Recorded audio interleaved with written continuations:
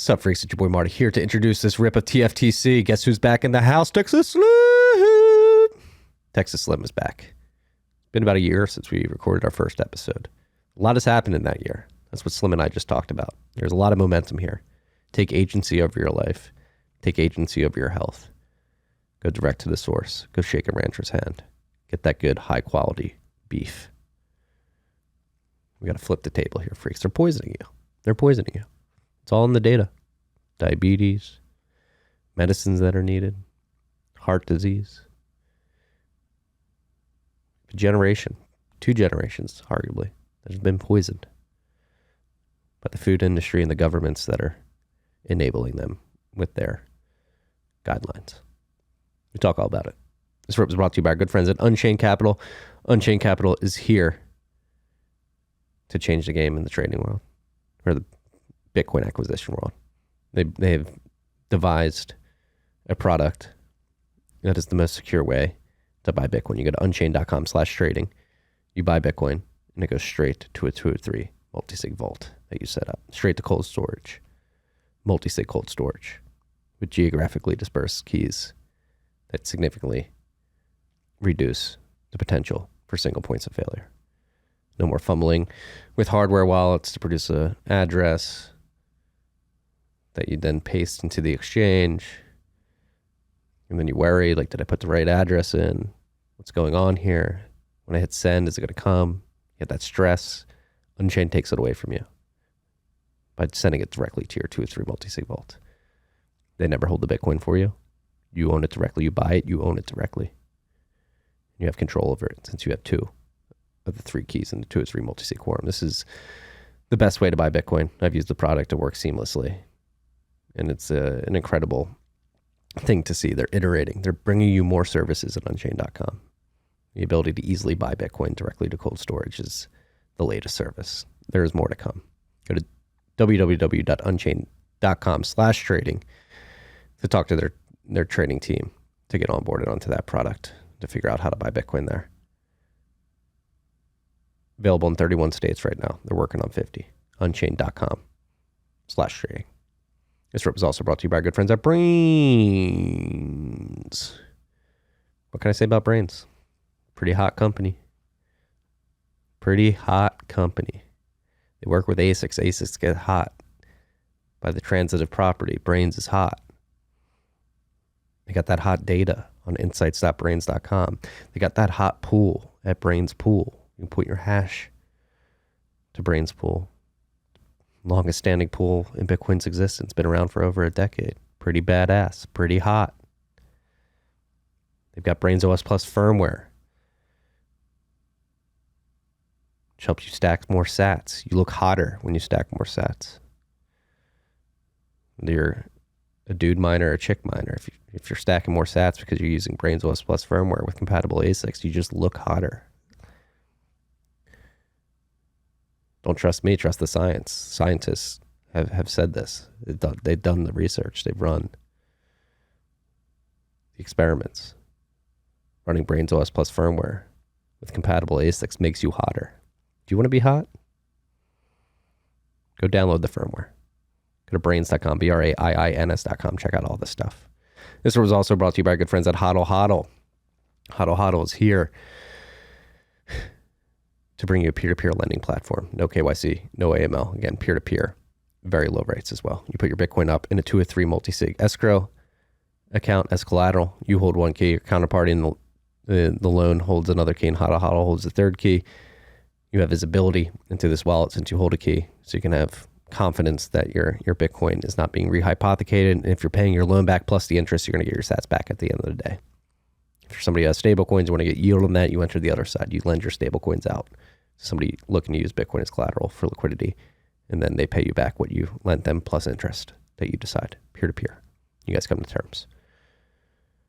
Lend.hodlhodl.com. No KYC, no AML, peer-to-peer, lower rates. Last but not least, this rip was brought to you by our good friends at Upstream Data.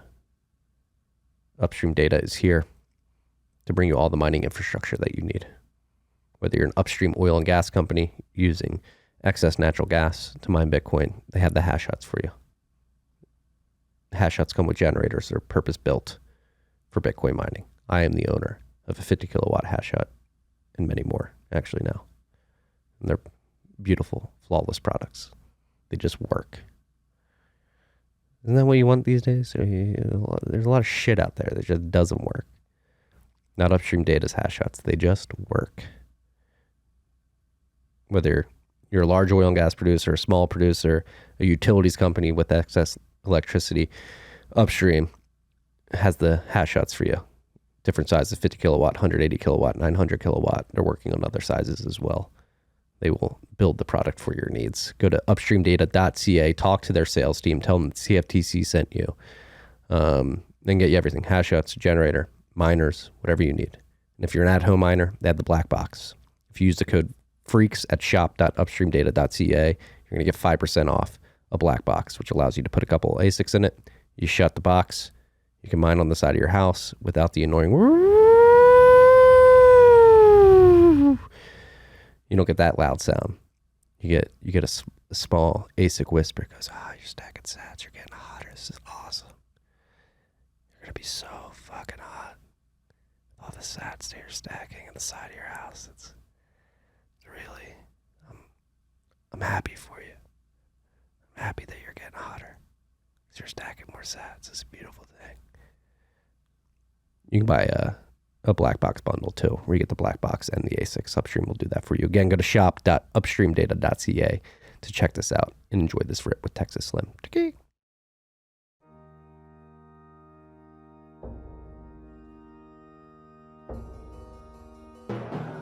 You've had a dynamic where money's become freer than free. If you talk about a Fed just gone nuts, all the central banks going nuts. So it's all acting like safe haven. I believe that in a world where central bankers are tripping over themselves to devalue their currency, Bitcoin wins. In the world of fiat currencies, Bitcoin is the victor. I mean, that's part of the bull case for Bitcoin. If you're not paying attention, you probably should be. Welcome back, sir. Hello, how are you? Good. I'm tired. Why are you tired? Just not getting much sleep these days. Well, you're international these days, so, you have kids and you have a new one and you have one that's running around probably causing a little chaos. A lot of chaos. Yeah. He's doing good chaos, though. Good chaos. Well, you can classify it any way you want. He's a little boy, so he needs to raise hell. Yeah, and he is. He's doing his part there. Good. Perfect.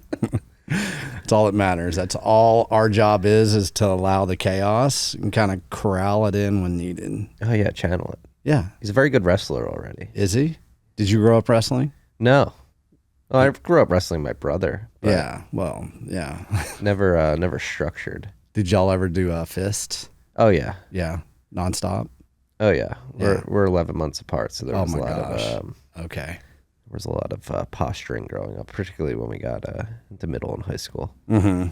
But as soon as I went to college, that immediately stopped. And now you guys get along really well. Yeah. You love each other. We do. He works right down the hall. He saved my ass yesterday. Did he?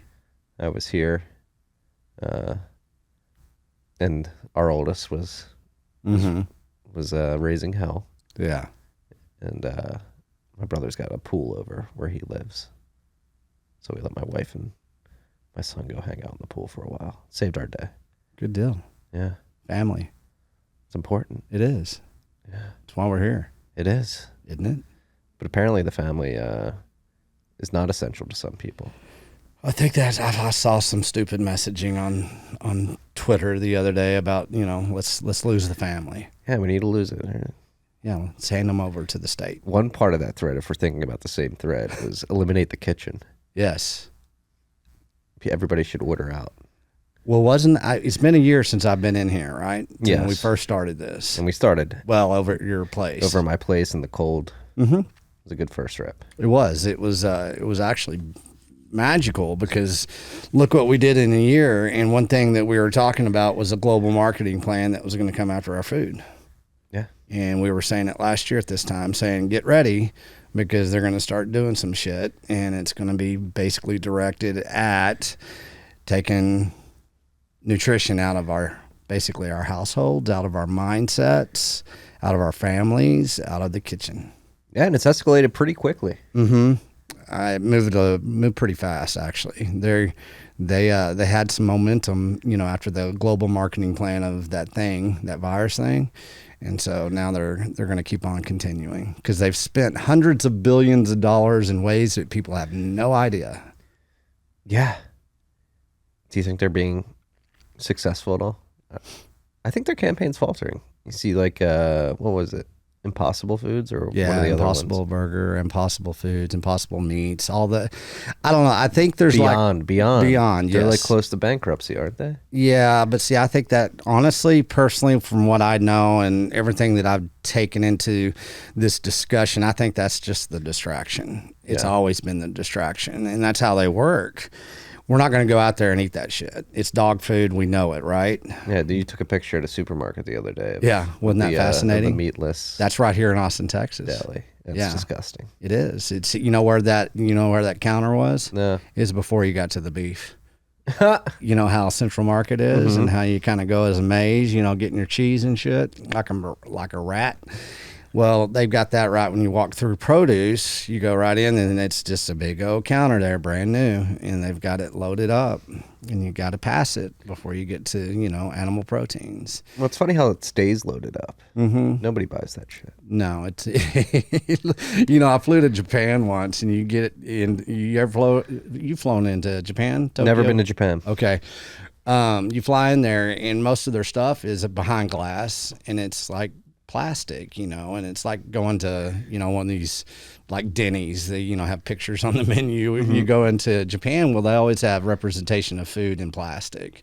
That's what it reminded me of, something that's definitely artificial. So it doesn't even look real. Yeah.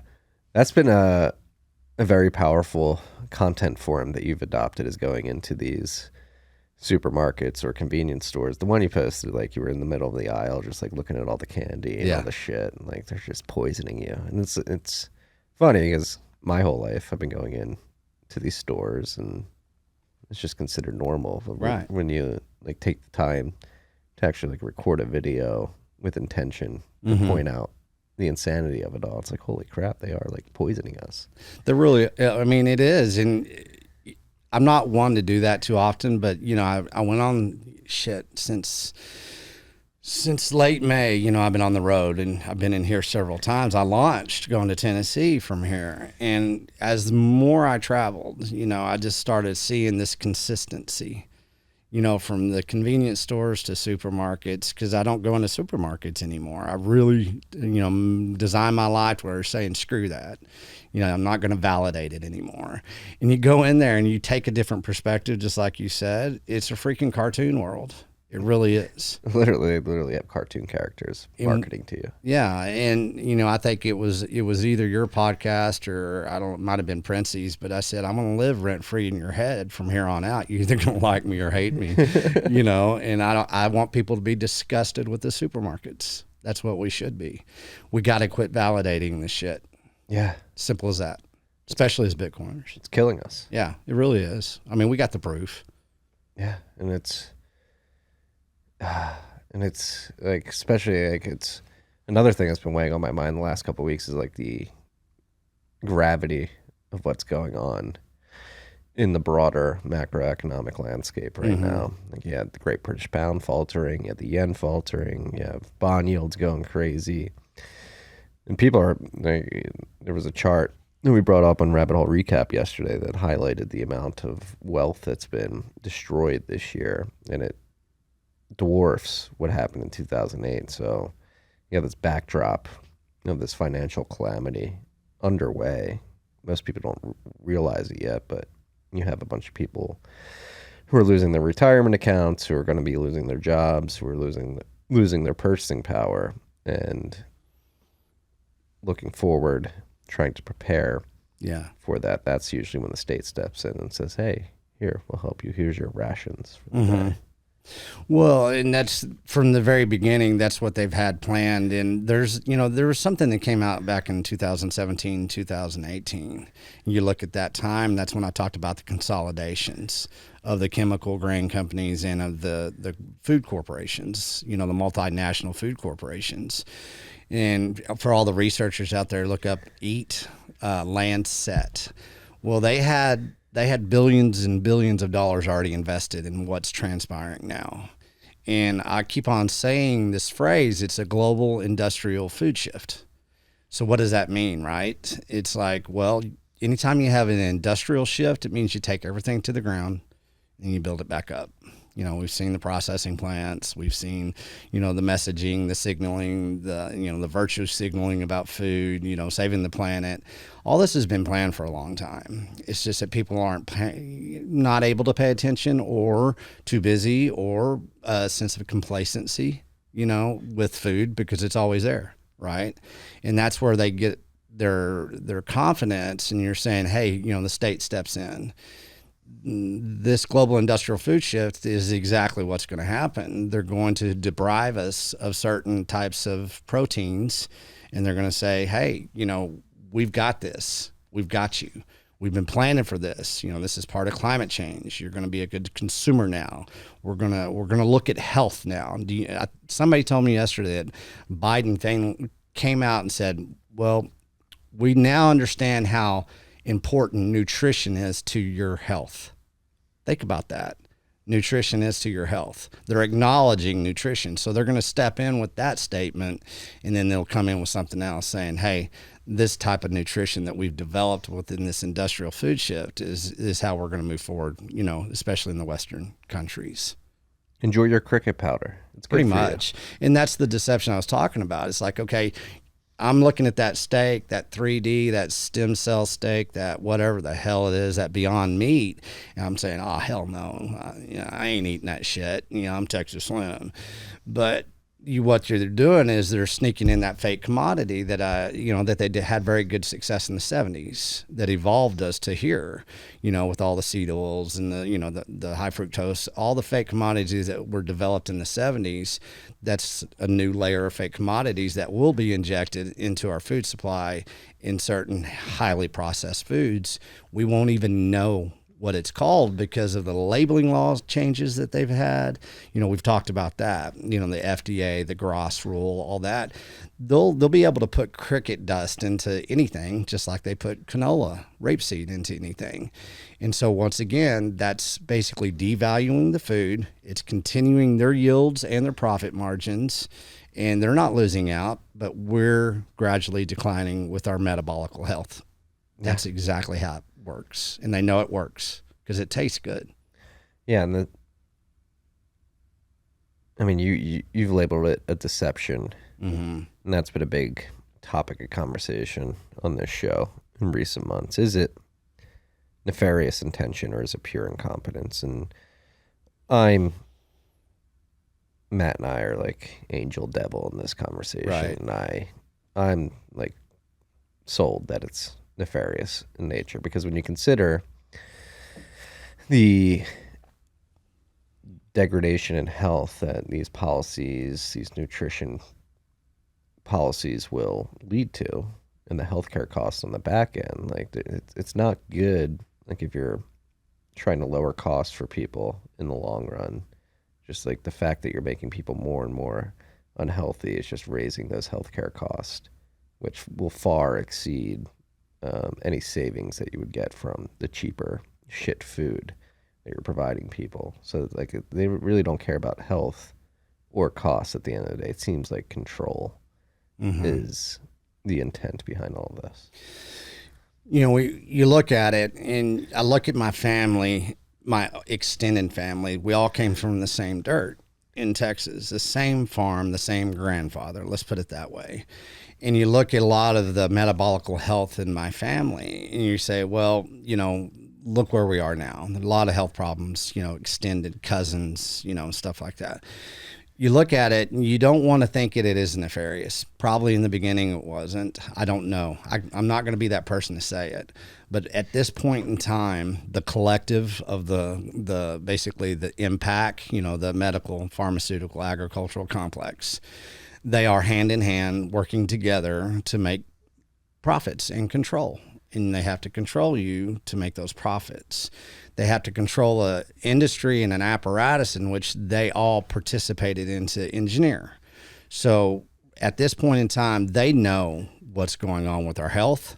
They know what they're injecting into our food supplies.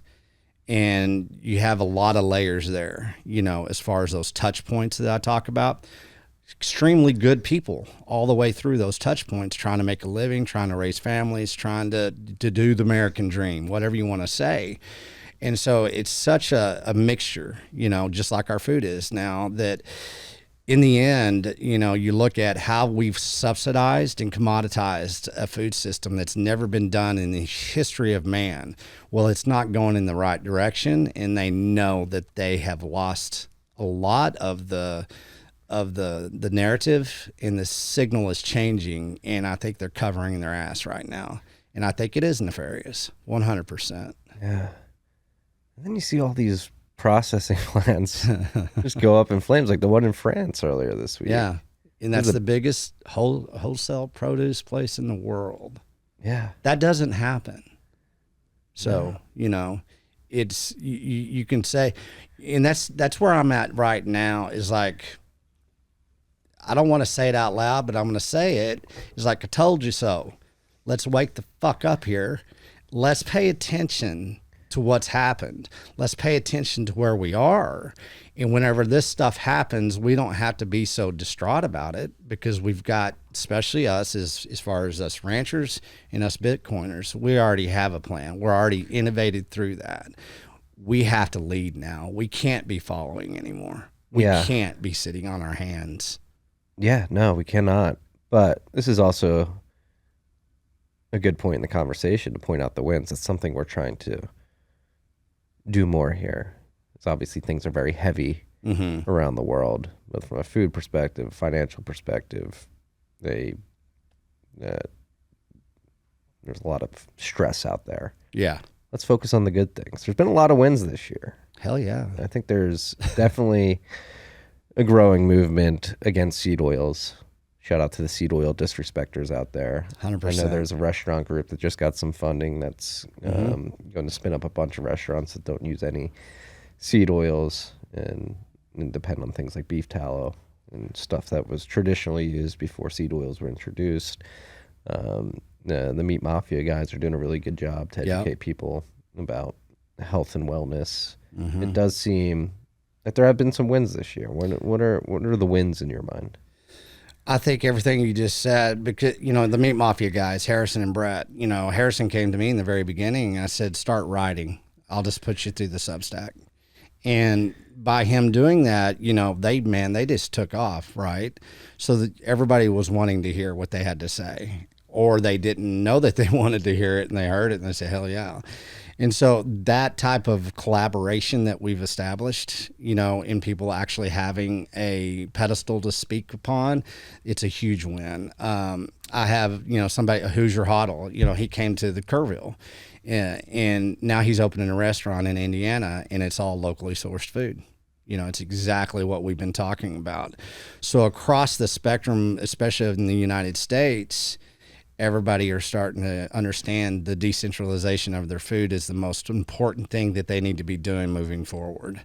And from restaurants to processing centers to ranchers to market access to consumer demand, collectively, I think that we've had probably 10 times more of the success than I could have dreamt. Personally, as far as the Beef Initiative and all of the ranchers that are within the Beef Initiative, we're opening up our processing plant. We're partnered up with K&C Cattle, Cole Bolton, right here south of Austin. That is unheard of as far as having that type of evolution this fast.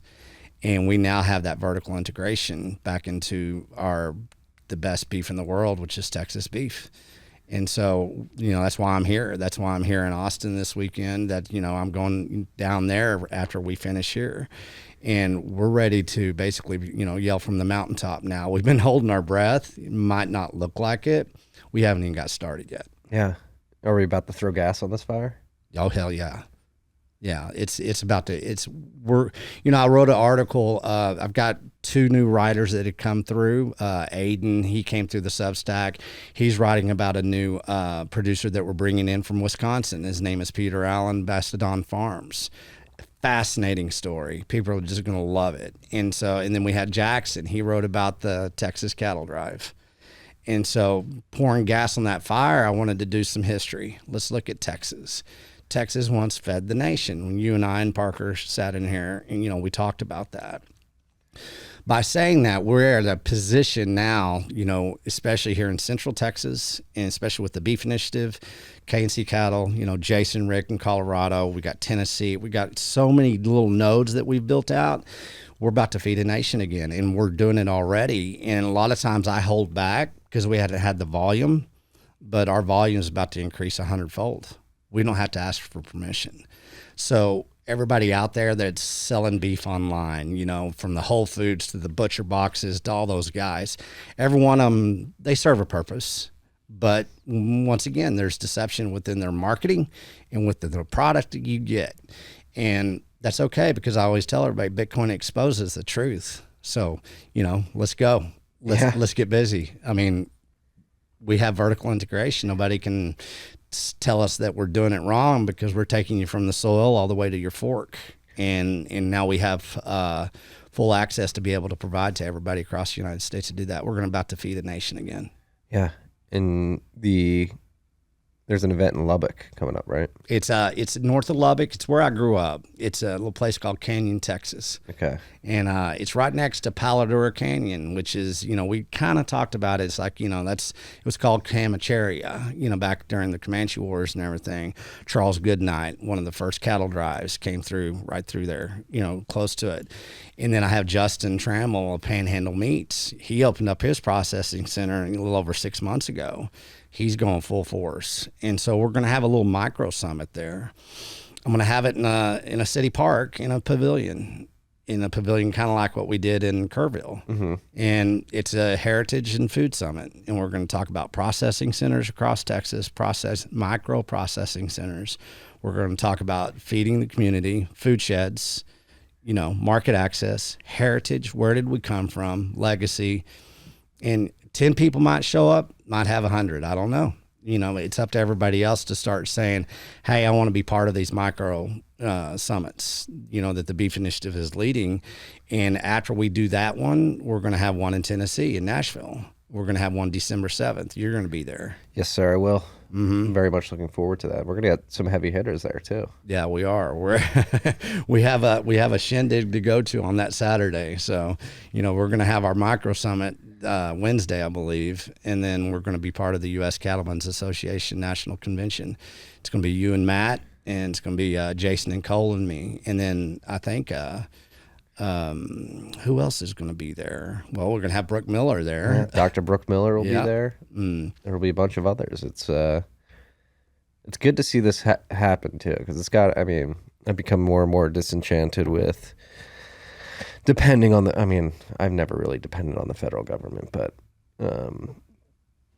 more disenchanted with the prospects of maybe it gets its act together. It's not going to get its act together. No. It needs people like yourself, myself, driving these grassroots movements to fix these problems, because they're not going to be fixed for us.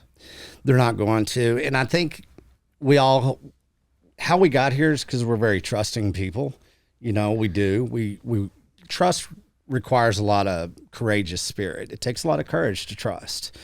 I think that, you look at the history of where we came from as far as rural America, farmers, ranchers, very trusting people. That trust has been so far hijacked and manipulated and stolen that, acceptance is the key at this point in time with our food and our nutrition and our heritage and our families.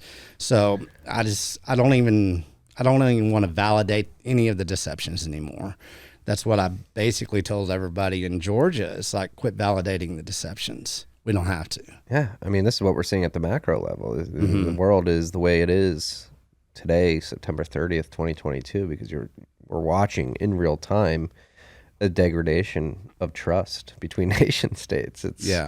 And between not like nation and nation, citizen, government. It's like trust, citizen, media. It's just being completely blown out in real time. It's heavy to watch.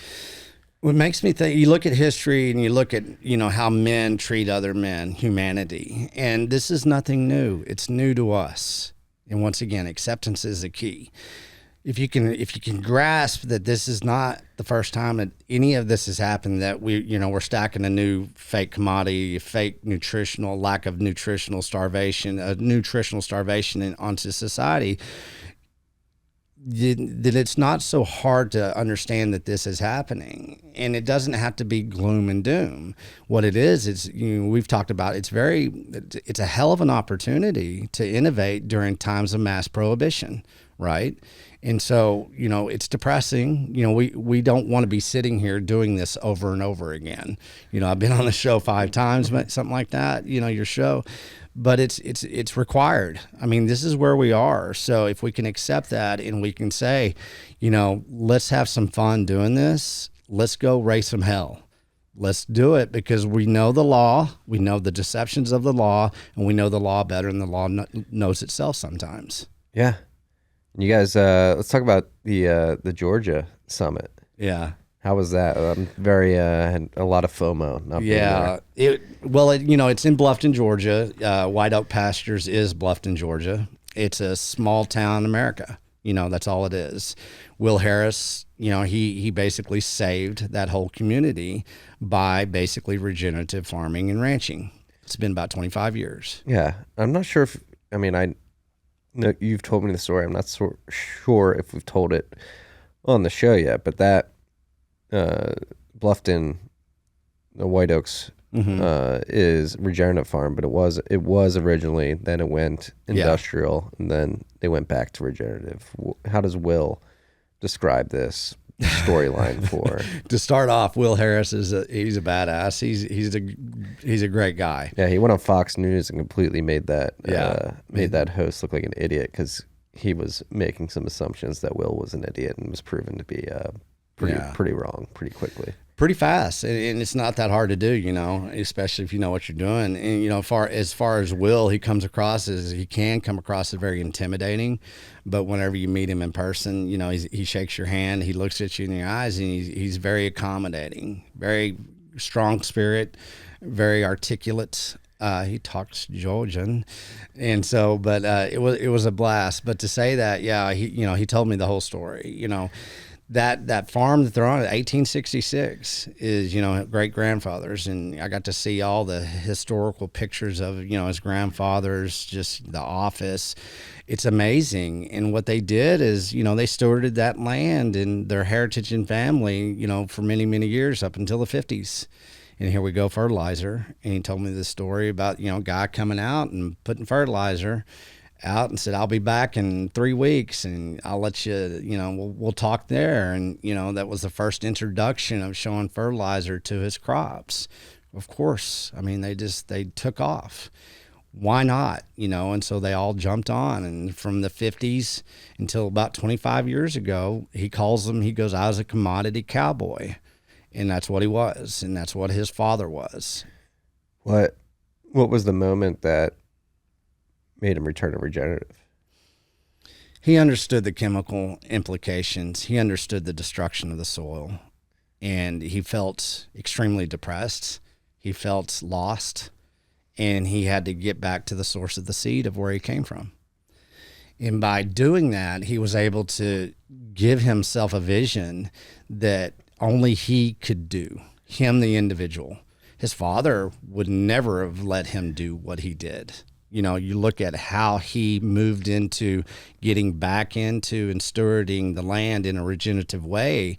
He went out there. He went to the library. There's a story that's like, oh, Will Harris is at the library again. He's printing off all this information. What is he doing? And that's when he started the regenerative movement within his farm and with all the land around there. And he did it against great odds. He did it, in the face of adversity, just like any individual does that basically pioneers into a new mindset, to a new lifestyle, a new way to, new industry, basically. And so, he's going to be on Rogan. The day I got there, he said, yeah, Rogan called me and wants me to be on his show. Hell yeah. Like, that was perfect. It was perfect timing. I did tell him, I said, well, you tell Rogan you're not coming on unless I get on there. So he laughed. Joe listens to the show. Joe, get him on. Get us Right. all on. Yeah. Kidding. But the why is there this meme out there that regenerative farming is unscalable? Well, and I said this first. I think I said it on your show. The next time somebody says we got to feed the world, I'm going to say, fuck you.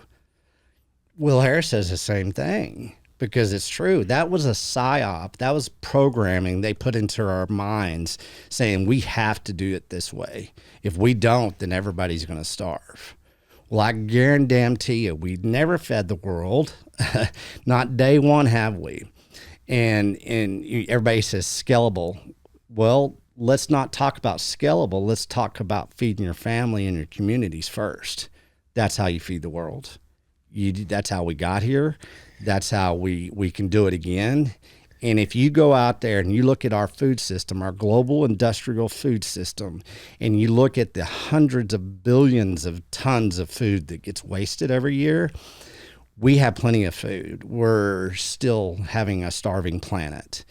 And the amount of food waste that that is hidden from the general public, and the subsidized food that is actually just, that has created this nutritional starvation, we've never fed the world. So I don't even join that argument anymore. Whenever you talk about scalability, well, I'll tell you how you do it. You feed your communities. That's it. That's your focus. Quit looking outside. You look right where you're standing, and you can do it. And I drove across this country again this year, and you want to know how much land is out there that is not being used, that nobody ever sees because they're stuck behind their damn computers. All the back roads, all that land. We have all the resources we need to feed the nation, to feed our communities, and everybody else around the world can feed the same way that we're doing it. Agreed. It's crazy. It's so befuddling how potent the psyops are. It is. We're like, oh, there's too many people on the planet. We need to depopulate. Like, we're not going to be able to service all these people. And then like you're saying, you called me an international man because I went to Latvia last month. But like, yeah, I flew all the way across the world. You look at the plane going across Texas, across the U.S., across the Atlantic, across Europe, and it's like there's so much goddamn land out here. Yeah, and like, it's daunting. Yeah, I mean, it really is. It's fascinating how much land. When I was on harvest last year up in North Dakota, miles and miles of rolling hills.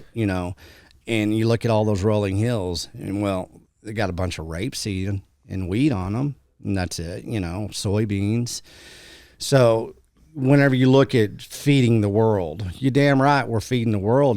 We have been feeding the world. You know what we haven't been feeding? Our communities, our families, our children.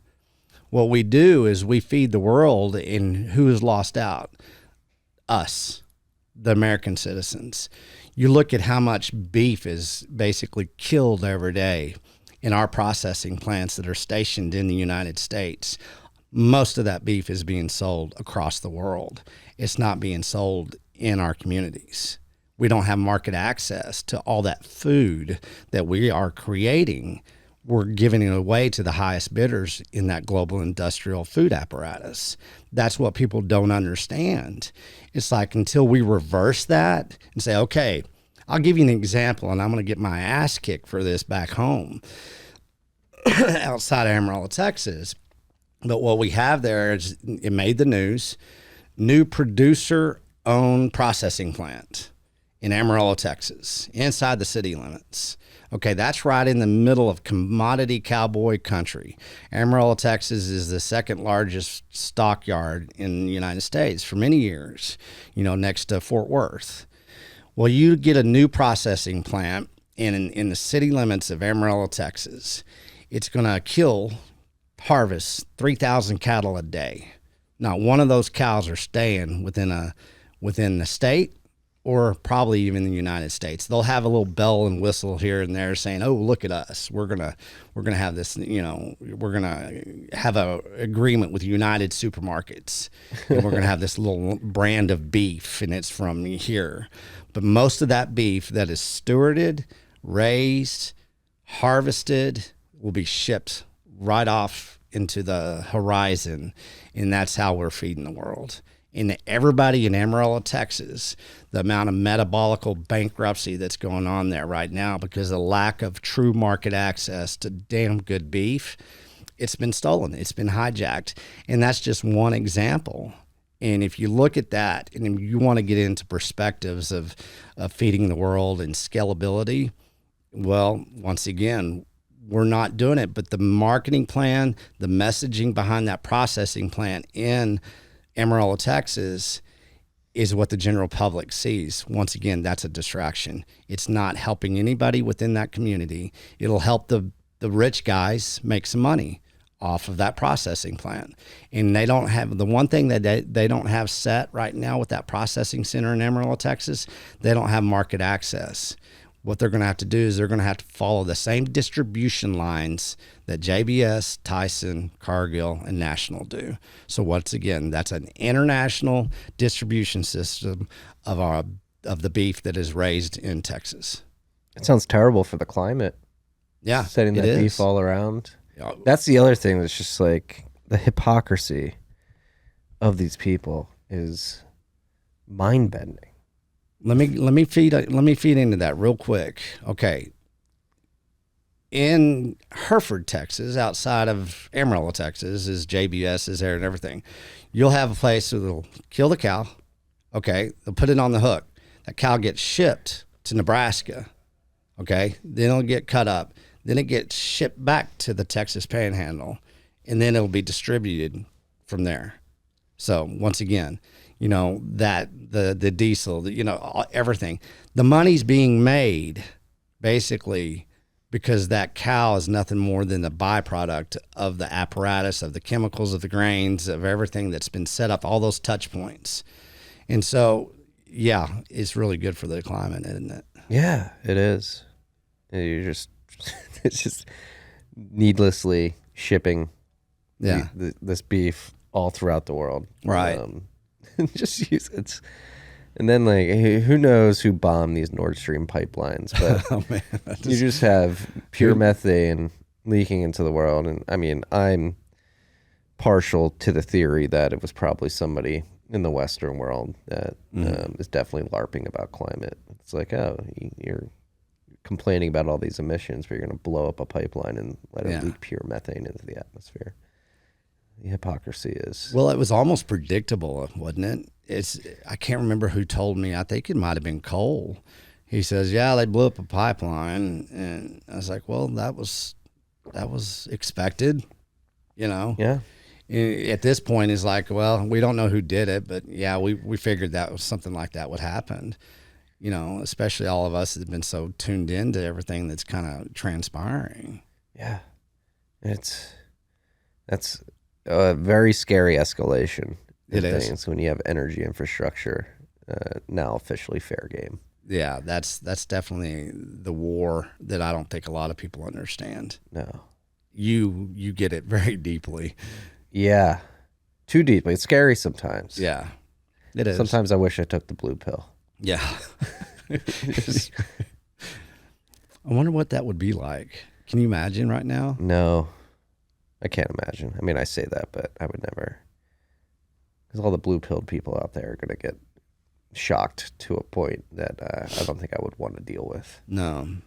That's the trade-off you make. You get blissful ignorance until the day that being ignorant is just simply not an option. Yeah, but it'll taste good. You know, that's what they do. It'll make it taste good. Oh, you know, they'll be the saviors.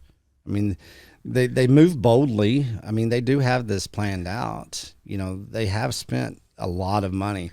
So they have the, you know, they have the simulations. They know how people are going to behave. They understand how humans behave now. They understand that they can't go more than 4-6 hours without eating. You know, they understand that they're going to have a lot of people under their thumb. And that's what I try to emphasize as much as, you know, I can, is like, we don't have to participate. anymore. And that's why I'm, very happy and, pretty much kind of proud right now that what we've done this last year, we really don't have to participate, and we can be very grounded, and we really can punch through in a way that most people aren't even going to understand. And because they are so blue-pilled. Yeah.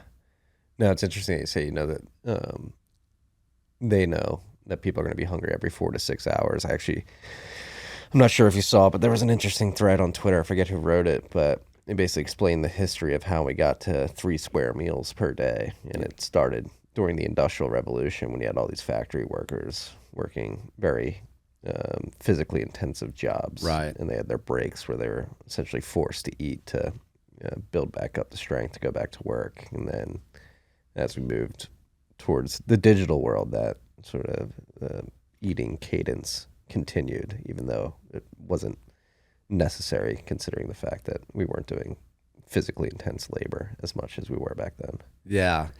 And it makes me think about it in the 90s here in Austin, one of the perks was working for a startup. Hey, look at our snack room, man. Look at the fridge. You look at the fridge, man, and it'll stock. You know what Google's number one thing in the beginning was? No. Kitchen. They had their own kitchen. You couldn't leave the campus. You sat there in Google, and most guys had, they started sleeping in their cubicles. So you don't have to go anywhere. You stay here, we'll feed you. You had all the food you wanted. Yeah. Yeah, and this thread even went into like breakfast was never a thing. Yeah. Like in Europe, throughout like the Middle Ages and stuff, like people would toil in the land, and then they'd eat a big one. People would usually eat only one meal a day, just like a big meal in the middle of the afternoon before the sun went down. 100%. That's exactly how my grandparents raised us, is that you had a huge meal. You didn't have a late dinner. You didn't have much for breakfast because you were up so early. You're working at 4 and everything, and you would really pack it on. And I remember my grandma always telling me, she had to make all the iced tea, because everybody's going to eat so much. And then, of course, it was all usually like fried chicken or beef, for that big meal every day. But she would always load everybody up on caffeine because they had to get back to work. Yeah. Yeah. And then you see like the industry, particularly like cereal. Everybody's been psyoped into thinking you need to eat before you go to school. Yeah. Eat this bowl of sugar and milk. Yeah. We'll let you put pasteurized milk on top of it. That'll be the nutrition that you get. And you look at this, and in this, if you kind of focus on what I'm about to say, who's in charge of our nutritional guidelines in the United States? The FDA or the USDA? USDA, United States Department of Agriculture. Okay, that means grains. Okay, well, you go back all the way to the Great Depression, how the USDA stepped in and how it really transpired after the Dust Bowl. And it was, they got a lot of control because you had the Dust Bowl, you had the Depression, you had the World War. And then after that, we went full on industrial, with our food. Well, USDA went industrial too. That's whenever a lot of cracks seeped in as far as being able to control our food systems. That's whenever you can look at it. It's like we're giving the grain companies the power to tell us what's nutritional or not. Where's everybody else? Yeah, what's the incentive structure look like there? Yeah. How can that be gamed? Mm-hmm. Who really, who's really writing those guidelines, and what are their intentions, or what are their incentives at the end of the day? Well, and that mindset was based off abundance, right? I mean, you look at the breadbasket of America, the Midwest, and how much food and how much wheat, everything that we did, grow and steward. What are we going to do with this? How are we going to do? How can we make this into something that it's not going to hurt us in the beginning? It's not. We're going to make massive profits out there. Let's leverage, and that's what they've done. They've leveraged to the point to where it's kind of extended. And the one thing that we've done with that sense of abundance of all this grain is we've created a scarcity of health. Yeah, it's that simple, man. An epidemic of disease. Yeah, throughout the country. And it's funny because you mentioned the Great Depression, and that's like one of the most interesting facts that came out of that era is people's life expectancy actually expanded because they were forced to fast because they were too poor to buy food. Yeah. Which reinforces what we were saying earlier about like one meal a day. Yeah. People were probably very stressed out and weren't happy with their employment situation, but the forced fast due to the poverty actually extended life expectancy, which is crazy to think. And I did whenever, I first started, looking at decades and everything that we've done in the United States. You go back and, the soup lines, the soup kitchens, the key word is soup. Well, well, it's actually based on what? Bone Probably broth. Animal protein, bone broth that we all did after Kerrville. So those people that were, starving or hungry, whatever, underfed, they were more nutritionally sound as somebody standing in a soup line back then than the general consumer right now walking through the aisles of our supermarkets. With the fully stacked Of abundance. Yeah, fully stacked snack closet. Yeah. Mm-hmm. What are we going to do with all this grain? Why don't we create the Twinkie? What about a honey bun? It's That but how probably did happen. That probably did happen. so like, going back to like what I said earlier, it's like my whole life I've been going into these stores and all these very colorful packages have been presented to me. Like it's hard, literally impossible, because I've never experienced it in my life to imagine a world in which that doesn't exist. Yeah. How do we get there? Do we get there? And if so, like what does a supermarket look like? Do supermarkets exist? Or do you have your baker, your butcher? You're damn your right. produce It's guy? a lifestyle. Yeah. I told everybody from the beginning, this is an international lifestyle you don't understand yet. And you damn right we eliminate all the supermarkets. Yeah. It's not going to happen on scale as far as the overall population. Never has, really. You always had your big markets, in big cities. You go to Bangkok. Geez, you want to talk about, you go down to Mexico City, you go down to Oaxaca. You everywhere you go, you have big markets. That's fine. You look at the United States supermarket, 1971 is when they were invented. When was that? We went off the gold standard. So it's nothing that's been, that we can't eliminate. It took us 50 years to get here. We can start phasing out of it and say, well, that was fun while that lasted. Yeah. We don't have to depend on the supermarkets. The only reason I go in there is to film them anymore. Yeah. And take that video. And it's almost like a challenge that we should do is everybody go into your supermarket, walk through the middle aisles, film it, and post it. And let's see what it really looks like. It looks like a cartoon world. It is a cartoon world. Literally. It is. Cartoon. They have leprechauns, toucans. Purple vampires. Yeah. Yeah. Yeah. And then they have these really happy people that are looking at these wonderful grass pastures, Imagine that. Yeah. This is what it should be. Yeah, exactly. But this is some deception on our box. That's not what it is. Exactly. So, yeah. Now the thought of that, like deconstructing the supermarket model, transitioning away from it, it seems like a daunting task.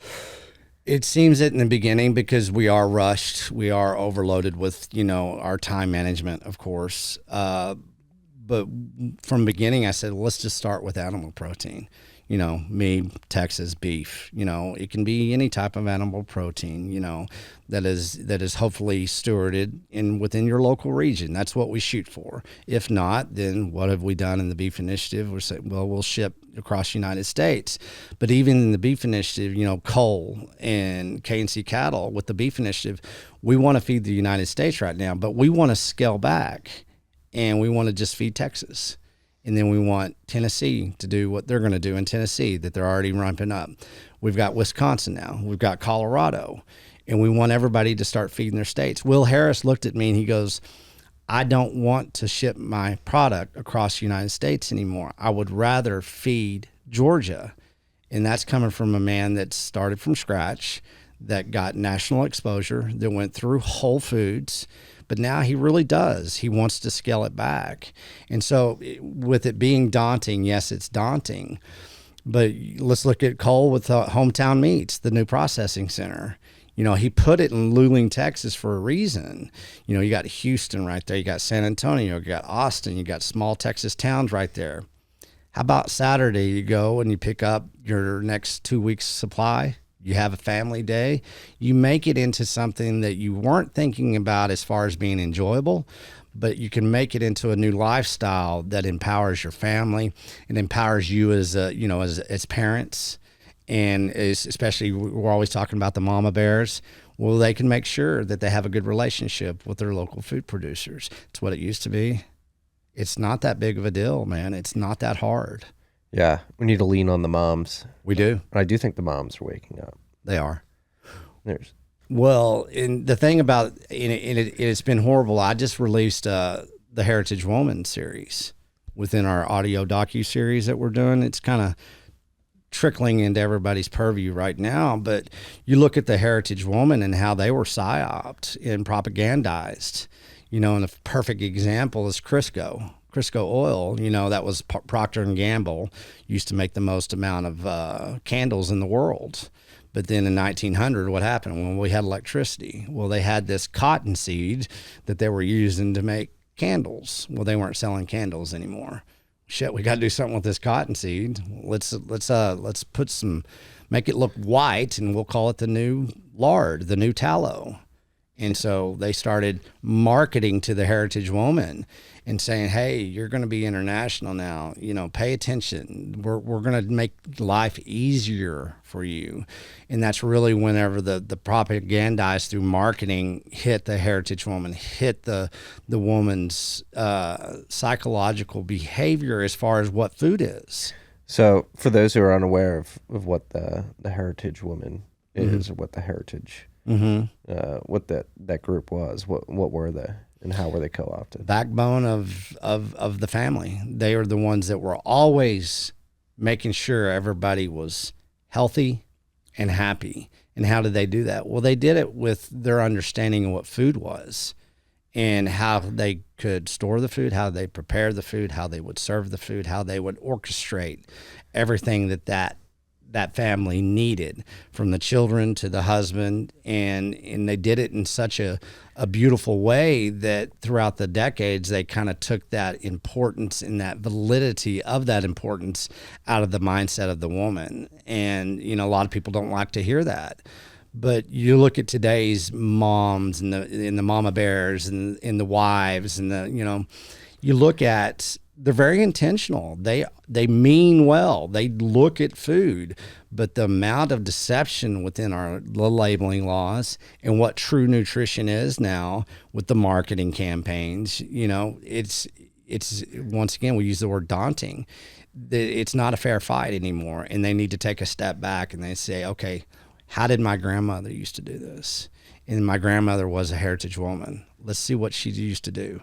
How did she orchestrate? How does she facilitate?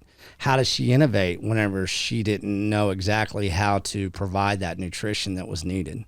And if you do that, you can really discover the Heritage Woman again. Yeah. The mama bear in our house, my wife, she's been a seed oil hawk. Mm-hmm. It's in everything. She comes in every time she comes over. She's like, yeah, it's in everything.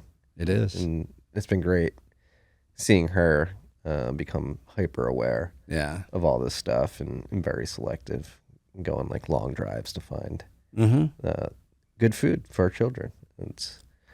There's nothing like, again, going back to like them trying to destroy the kitchen. There's no better feeling. That's what I was telling you. I've been traveling a lot. We were in Jersey for the summer. It was a great time. We had a lot of great family dinners, but felt a little unsettled finally settled in our house here in Austin. That's been like the best thing of the first 2 weeks back, because we probably had 5 or 6 like group meals, either with my brother or with friends, his girlfriend. I got my cousins in town now, and that's like Sunday we had a big barbecue. There's nothing better. There's like the vibe in the house when wife's preparing in the kitchen. She's got help from friends, girlfriends, fiancés. They're all working in the kitchen. We're me and the boys out back by the grill, by the smoker, preparing everything. And it's a process, right? It's very low time prep. It takes hours to prep. We did a slow. We used some K&C, a mixture of K&C beefs. We did some oxtail, some beef stew cuts, and what else did we throw in there? Some meaty bones, some like ossobuco bones. And we did like a small ossobuco medley. It took 6 hours, and we smoked some wings in the smoker. But like the vibe around the house when you do like a big Sunday meal, there's nothing better.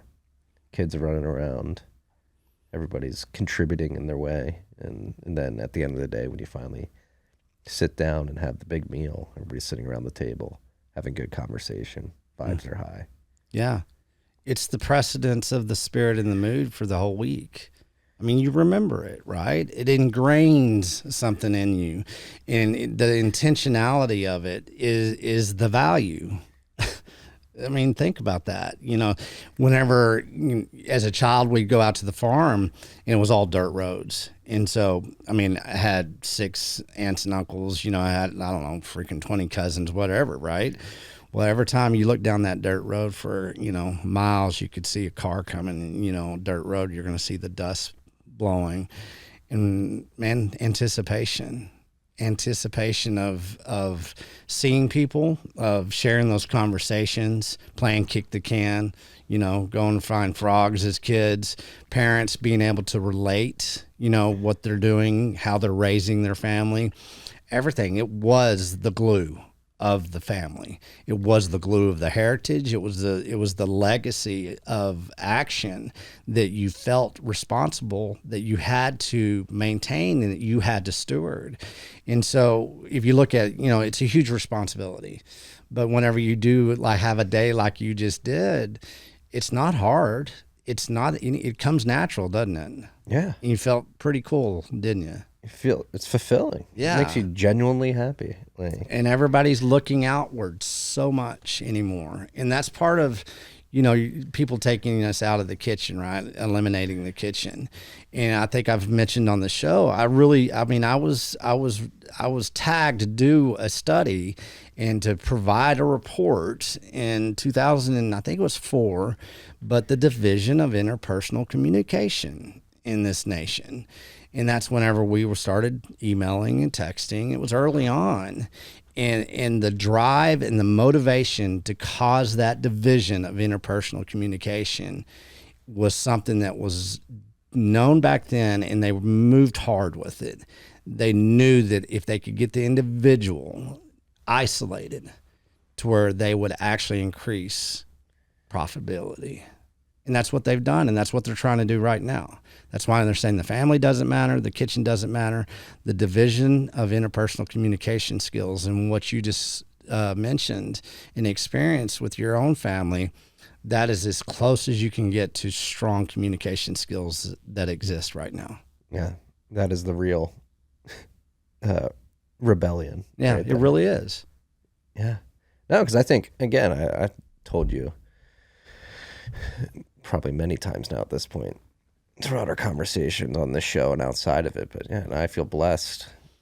I don't think I realized it growing up, like how strong our family is. Like we had these big Sunday dinners because I had them growing up, like what you just described, like when your family's land, like playing kick the can. Like I have vivid memories of Sunday dinners at my aunt's house, and my mom's one of 8, so there was usually There you have at least 5 to 6 aunts or uncles at my aunt's house on a Sunday, and the kids, there was 20 of us, would go play jailbreak, run around the neighborhood for like hours at end, come home, sweating bullets, eat a meal, and go play in the basement. The parents would hang out, pal around, and you go home. Yeah. And each one of us individuals has that same story. And then people need to honor that and look back and say, okay, you know, there's my roadmap. You know, there's the recipe. You know, there's the call to action. Yeah. You know, how do I do that? Is it if it's I don't have a big extended family? Well, you create your own family then, right? I mean, look how many families you and I have now, just in this last year that we've developed, that are starting to kind of, you know, join together to do these type of experiences and this type of intentionality. Where does it start? It starts around the food. Yeah. No, I mean, the guys here in the Commons, Matt Snow, Mitch, my brother, they've had mini beefsteaks around my brother's grill. Yeah. Well attended, 20 plus people. So it's definitely happening. I mean, people are getting together to cook. Yeah. And it's like, how do we get people to strive for that and like realize this is what you should be striving for? This interpersonal communication, this community building, this family building. Because there are, as positive as we're being right now, it's hard not to acknowledge that there are a lot of people out there who want to eliminate the kitchen, and they don't see the value in family or that type of interaction with others. I think that how we get people to understand and kind of how to create and kind of engineer their own lifestyle within the mindset is to really understand that the orchestration of the destruction of the family has been going on for a while. I mean, you look at the 70s, I call it the decade of divorce. If you look at the chart of divorce in the 70s, going up to the 70s, it was just nice and flat. And then in the 70s, hockey stick, like what we're hoping for Bitcoin. And that was because they orchestrated a societal mindset that the family wasn't as important as what grandma or dad used to say it was. And so if you can really point your compass into the importance of the value of it, but also point your compass at the understanding of this is nothing new. This is something they've been working on. And all this is right now is just they're creating a new plateau to destroy, you know, that type of lifestyle. And we don't have to accept it. Put your damn foot down. That's what you do. Well, not only do we not have to accept it, we're reaching a point where you're going to have to really develop a care for your family because, I mean, right now what's going on in financial markets, we have a bunch of people who are about to retire, thought they were going to have a nice nest egg, but with the bond market crashing, with stocks crashing, with the financial system nearing a calamity, I think the expectation that your parents, the older generations right now, are going to be able to retire and be taken care of is it's gone. It's a false expectation. And so literally, if you're out there and you're one of those people who's like, I don't care about my family, like you literally need to start caring about your family. There's going to be old people living on the streets. And that's like, we're getting to a point in society globally where people are really going to start thinking how they're going to take care of their parents in their later years because they're not going to have the nest eggs they thought they were going to have. They're not going to. And I don't mind being transparent on this. You know, I said last year, you know, keep your parents' freezers full of beef. That's how I was raised. We always had a freezer full of beef. Well, this year, you know, my mom has a freezer full of beef. My father has a freezer full of beef. But one thing that they didn't understand, and my father wrote me a text the other day whenever I was, I think, coming back from Georgia. And I drove there and drove back. And it was very heartfelt. And he talked about it, and he's 81 years old. He just lost 6 years of his retirement this year. He's not gonna he's not gonna have anything that he thought he's gonna have, and it hit him. And he realizes now. He's like, oh shit. And this man is beat up. 3 back surgeries, replaced hip, replaced knee. You know, he doesn't have the means to basically do what he needs to do at that age. Now he doesn't have the financial means. He doesn't have the physical means in a way that he thought he was going to have. This is going to start hitting hard on people. I'm seeing it personally. And so the most important thing that I think people really should do is exactly what you just said. How am I going to start taking care of my parents? How am I going to kind of look back over my shoulder and see how they used to do it? You look at different cultures, they do. Some people even, they quit their careers. Like in Japan, they'll go and take care of their parents those last years. And that's very important. It's very respectable. It's a sense of honor. It's a sense of courage for the individual to say, I'm going to take care of my parents. And reciprocity. They took care of you in the beginning. You're like, now I have two. There you go. Until you have children, like I have a 2.5-year-old and a 3-month-old, you are helpless. Yeah. Literally, humans we're fascinating creatures. We're extremely innovative, extremely ingenious in a way, but for a good chunk at the beginning of our lives, we're completely helpless. And without the guidance of like good parents, you would not survive. No. And, we always look at that, understanding childhood, from being infant, toddler, those first years, the core belief years, those core belief years are when we're just downloading everything, and if we're being taken care of, we're downloading that nurturing, that strength that comes from that nurturing. And look how much we've lost that because of the destruction of the family. And so if you look at those years and how vulnerable and fragile we truly are, we're the same when we get old. And who's taking care of our seniors now? Well, we saw what happened during COVID. The state. And what did the state do? Let's look at New York. Killed all of them. Killed them. Yeah. Yeah. Yeah. And that can't be contested. The numbers are there. They'll say it's the flu virus. It was the virus.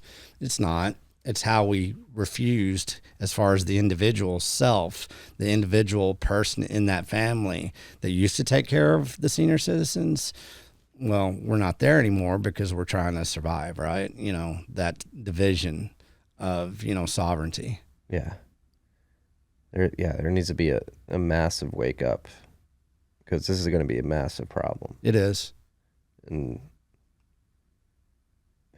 God, the amount of misery if people don't stand up and actually take responsibility. And where does that start, right? Well, it starts in your community. It starts with the individual, and it is scalable, just like our food, just like regenerative, from the soil all the way to your fork. All of this is scalable. And that's what, if we quit looking so far out on the macro, we have to know what, especially you and I, we have to look at the macro, the global macro view. But if we can really accept that, man, we can do this right here, right where we're sitting. We don't have to ask for permission. And what we have to understand is we have to bring back that sense of love and spirit and nurturing that was given to us. And if we can adopt that, how that's best adopted with pure animal protein to the damn brain. It really is. And if it's not pure animal protein, it's clean food. Let's just say that so we don't piss off everybody that's a very based vegan. Some people have to be vegans, and they do a very good job of it. The official vegan account on Facebook and Twitter listens to this podcast, and he's very based, the dude who runs that. Exactly. And that's what I want to say. We always said the beef industry is not anti-vegan. What it is, it's anti, feed the world, monocrop, all that crap. Because if you think, that this is any different as far as the beef initiative and what we're talking about, that's when it gets political, right? This ain't a political game here, man. This is a life game. This is a life game now. And I want to know more about truly based vegans that love clean food. I guarantee it comes very close to where they're standing. Yeah. That's what people need to understand. Yeah. There's nothing better than clean food. It changes your life. Right now, when everybody's taking so many, all the stats out there of, how many drugs are we taking? 70%, 2 prescriptions a day, blah, all those numbers out there. What is the number one thing in your life right now? It's amazing what clean food will do for you in a very short period of time. Yeah. Not only will it help your health, and again, going back to like the family meals, like good, pure food takes time to prepare. So you're forced to interact with your family. You're forced to low time preference, move with intention. And think about, again, like talking about the deconstruction of the supermarket, and if everybody gets to pure whole foods, the deconstruction of big pharma in these pills, just think about the amount of capital that can be allocated towards much better productive things. Oh, it just that's the fun part, man. That's the lifestyle. Like, what are we going to build? Yeah, exactly. Like, What what type are of we not building architecture? right now because we're focused on this? Oh gosh, I mean, you look at the That's probably a better way to phrase it. What are we not building? 'Cause yeah. we're- What are we not building right now that we should be honoring from the past of what they used to build? You know, do you think those dudes that built those cathedrals and shit sat down? Well, I got to have my cereal this morning. Oh, it's lunchtime. Let's stop this this massive piece of art here because I need to go and look at my calorie time. You know, all this is new. Yeah, well, that's actually an interesting point. It's also destroyed the aesthetics of the world. Terrible, like the videos that you showed me, like it's just like a bombardment of colors that are terribly aesthetically. Yeah. Terrible aesthetics. Do you know what somebody, I don't know, I haven't paid that much of attention. I guess I should. McDonald's, they call it now, they call it the coffin because it used to be like yellow. It was bright. And now all the new McDonald's are like these black, gray, carbon looking box coffins. You know, it's just like, they look depressing. And they don't, you know, used to yellow. Well, everything was yellow because it made you get up and go, you know, and everything. But, you know, once again, the architecture, you know, the lack of creativity, lack of innovation, everything is so just, I don't know. I don't even have the word for it these days. Milk toast. Milk toast. I love that. It's very bland. Yeah. Uncreative. Yeah. Does the international lifestyle bring back better aesthetics? Sure does. It starts with the self. I mean, we all feel better. We all look better. We all look better. We all feel better. Yeah. And bringing it back to the food too, like you just juxtapose the aesthetics of throwing some pre-prepared meal in the microwave versus cooking a steak over the fire. Yeah. That's a good point. I had a conversation with Will. We had a podcast out on, we were staying at one of his cabins and we kind of had a little studio there and it looked back and he was looking at me before the podcast and he goes, "Hey, you want to have a bonfire tonight?" And I looked over my shoulder and there was like, I guess it was probably about 30 feet tall, just a lot of wood that he'd been saving. Well, he'd been saving it for this, you know, for our summit and everything. I said, "Hell yeah, let's do it." And so, but he had a point. He goes, no matter what, no matter where you are in the world, he goes, we always gravitate to the fire or to the sound of water. And it's so true. He goes, that's all you need. That's where you start. He goes, if you can start that mentality with your food, with the fire and the water, I mean, that's all you need to actually be healthy. Yeah.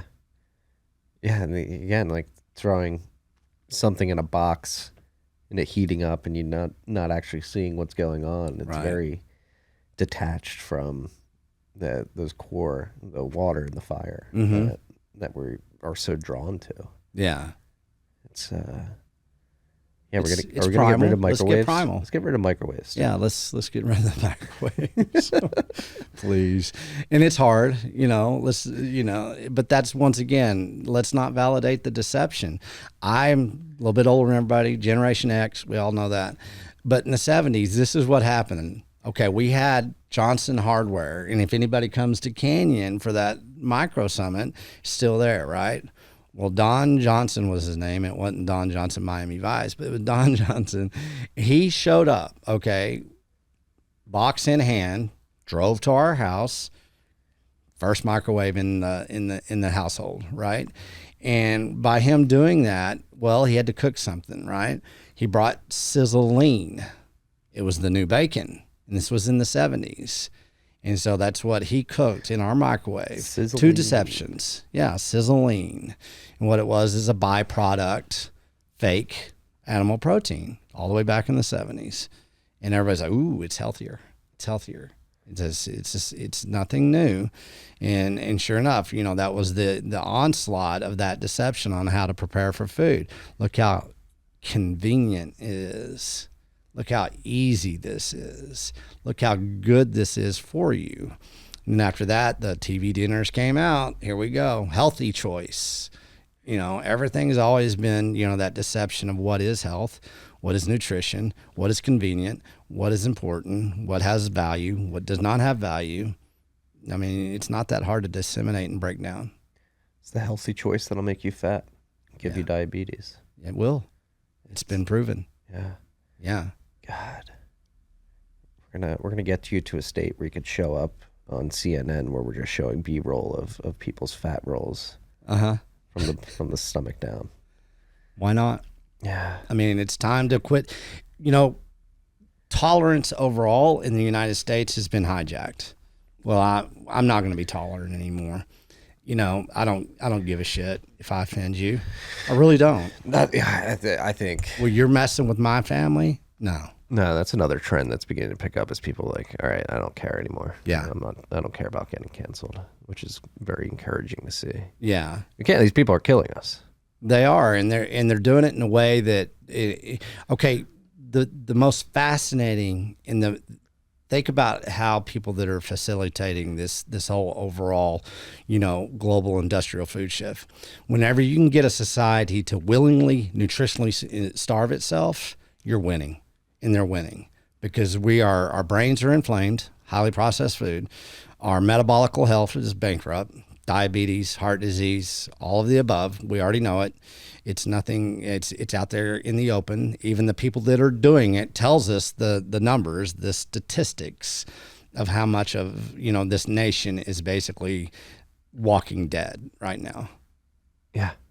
And you want to get really true about this. You want to get really factual. Those 10,000 cattle that died in Kansas, right? And what happened there? It was a heat wave. Yeah. It was one of those heat waves that hit the Midwest, and they do hit hard. It gets hot as shit, and it stays hot as shit. Well, you had a heat wave, but let's go down to the base layer cause of that. It's because you had fat cattle, and that's what they're called. They're called fat cattle. Well, you have producers that raise those cattle to a certain point. Once again, this is never against the American rancher. It's never against the American producer. They're doing a damn good job for what they do. But what happens whenever they get rid of that cattle? Well, that cow is one step away from death anyways. Maybe more shade should have been there. Sure. Maybe more water. But with that heat wave, the perfect storm of, you know, some stuff that happened, those 10,000 cattle that died during that heat wave basically is a mirror reflection of our society right now. If you had the same amount of Americans that would have been put out there in that heat, one step away from death already, metabolical bankruptcy. That's what those cattle are these days because the commodity, the subsidization, the global trade market in which what we've created, those cattle were already dead, and they died because they suffocated because of the heat, because they're metabolically bankrupt, because they're being fed basically, you know, shit. Yeah. And we all know that. I mean, yeah. Did you see the video hopping around Twitter of just like pigs getting fed plastic? Yeah. Yeah. Will Harris has been talking about that for years.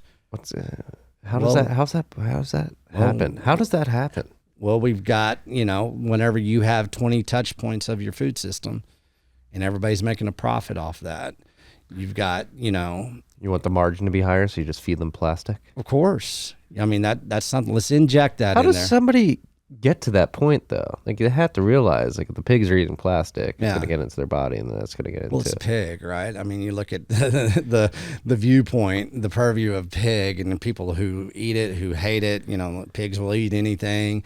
You know, it just kind of magically kind of gets to where they're getting candy that's not used, and they grind it up, plastic and paper and all, and they feed it to the hogs, and they put it into certain grains, and you know, it's a commodity market. You know, that's why we call it, you know, commodity cowboys. We call it the commodity, you know, world in which we live in. And once you can create fake commodities and stack them into a food system, that's where I've talked from the beginning, is that as the dollar got debased, we were able to inject fake commodity and fake commodity systems and products into that whole circle of food.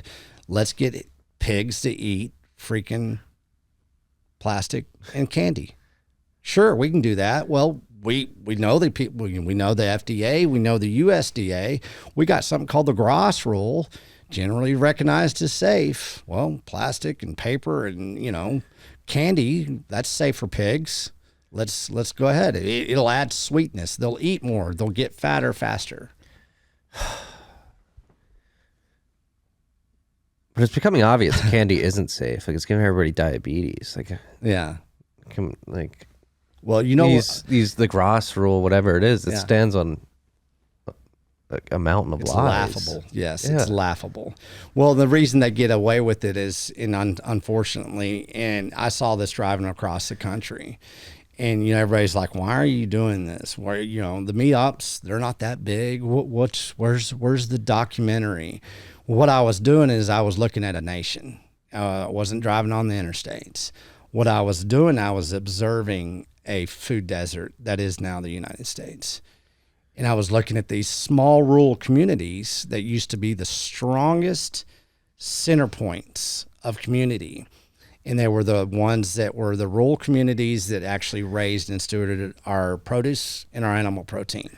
When you go through most of those places now, let's say 2,000 people or less, say 5,000 people or less. You know what you have in those towns now?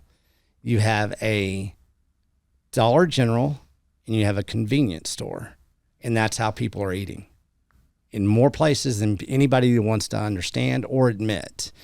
And then if they have something beyond that, they're going to have a Walmart. And so you look at every one of those apparatuses. Dollar General, that's nothing but the trash can of corporate waste. That's what they do. They make something and they make sure that every part of that life of that piece of candy will have a place in our economy. And usually it's us in the end. The impoverished rural communities or the urban communities are nothing but the recycling bin of that corporate waste. They're not going to let it go. Not unless we tell them no, we're not going to participate. We put our foot down and we say, bullshit, we're not going to do this anymore. No, and energy is life. Mm-hmm. Food is what gives us energy. So it's the basis from which we go out and participate in society. And to think like the quote unquote energy that is being injected into most people is this shit. Like the ripple effects of that. Like your mind, you literally can't think correctly on this shit. You're eating this shit. You're tired. You're hyperactive. If you're hyperactive one moment, you're tired the next. You can't concentrate. You can't learn. And the compounding effects of that across the society over multiple generations, which is the point we're at right now. Yeah. We're dumber. We're fatter. Yeah. A lot of people are more complacent than ever. And that's what's sad about this because, once again, we always say this isn't a judgment. We're all participated. Everybody's been part of this. But one thing that people really need to understand and truly, truly accept in their hearts is that the only reason this is happening is because of consumer demand. We're the ones driving this. If we do not basically participate, if we quit participating, they have to change. They have to basically take a step back like we already have done, and they have to say, well, shit, this ain't working no more. And if we can do that, we're the ones that are pioneering here, especially the Bitcoiners and the regenerative mindset producers, ranchers, and consumers. If we don't know the outcome, but what we can understand is that there's a better solution and we can lead that. And what we have to do it with our consumer demand. In the beginning, it's going to be a little inconvenient, but you're going to find out really fast that you're going to desire it a hell of a lot more than you desire going to the supermarket. Yeah. Yeah. And again, I think we should stress too that you can have a material effect in a short amount of time. Obviously, what you've done in the last year is evidence of that. And yeah. Again, we talked about how daunting it is to deconstruct the supermarket and big pharma, but if you keep this pace, this acceleration going, and it starts compounding, we could wake up much sooner than many imagine and live in this reality that we're describing right now. Well, and you look at that, and we've talked about, this is a monetary reset, what we're seeing here, folks. Yeah. You know, they've done it before and they're going to do it again. And how they're introducing that monetary reset will be driven by, you know, certain layers of people. Let's say the impoverished, you know, let's look at food stamps. Well, there'll be a new form of food stamp that is for the general public, saying you will buy this type of food because we're going to subsidize in a way where we're going to give you this digital way of purchasing your food. But you can only shop here. You can only do this. You'll get your carbon credits, blah, blah, blah, everything they're doing with the ESG and all that kind of stuff. And so, you know, that's why it's so important. In the beginning, I knew, it's like, man, Bitcoin and beef, it's the biggest power move that we have right now. And it truly is. And once we transform and we transition into understanding that we want peer-to-peer transaction, peer-to-peer relationship with the people that provide us our food, and that we want to provide them value with a form of monetary systems that we're actually pioneering into with Bitcoin, you're going to understand that that is probably the best counterpunch to any type of deception that you have. And it does start with, it starts with our food. It starts with market access. The lack thereof that we have right now of market access to really good food is the worst it's ever been in my lifetime, and probably in this country, you know, as a whole. And even with that backdrop of it being the worst in your lifetime and probably American history, now is the time to strike. Like in the context of like ESG and carbon credits, these narratives are falling flat on their face with this energy crisis and the hypocrisy of bombing a natural gas pipeline. Like, these people don't have a leg to stand on, and the time to counterpunch with authority is right now. Yeah. Like the double speak that is becoming more and more obvious, the trust that's being eroded at an increasing pace on a daily basis. Yes, it's scary, but it's also creating this opportunity for us to take control of the Great Reset and reset things the way that we believe they should be. Well, think about that. I mean, I sent out a tweet, I don't know, a couple months ago. I said, you guys should be looking at the guys that actually became prosperous during the Great Depression. Okay, that was innovation during times of mass prohibition. Wrap your head around that. Innovation during times of mass prohibition. Every rancher that I talked to last year, before we really got going, every one of them said, this is a perfect storm. We have to do this now, 2022. And so here we are, you know, going into October of 2022.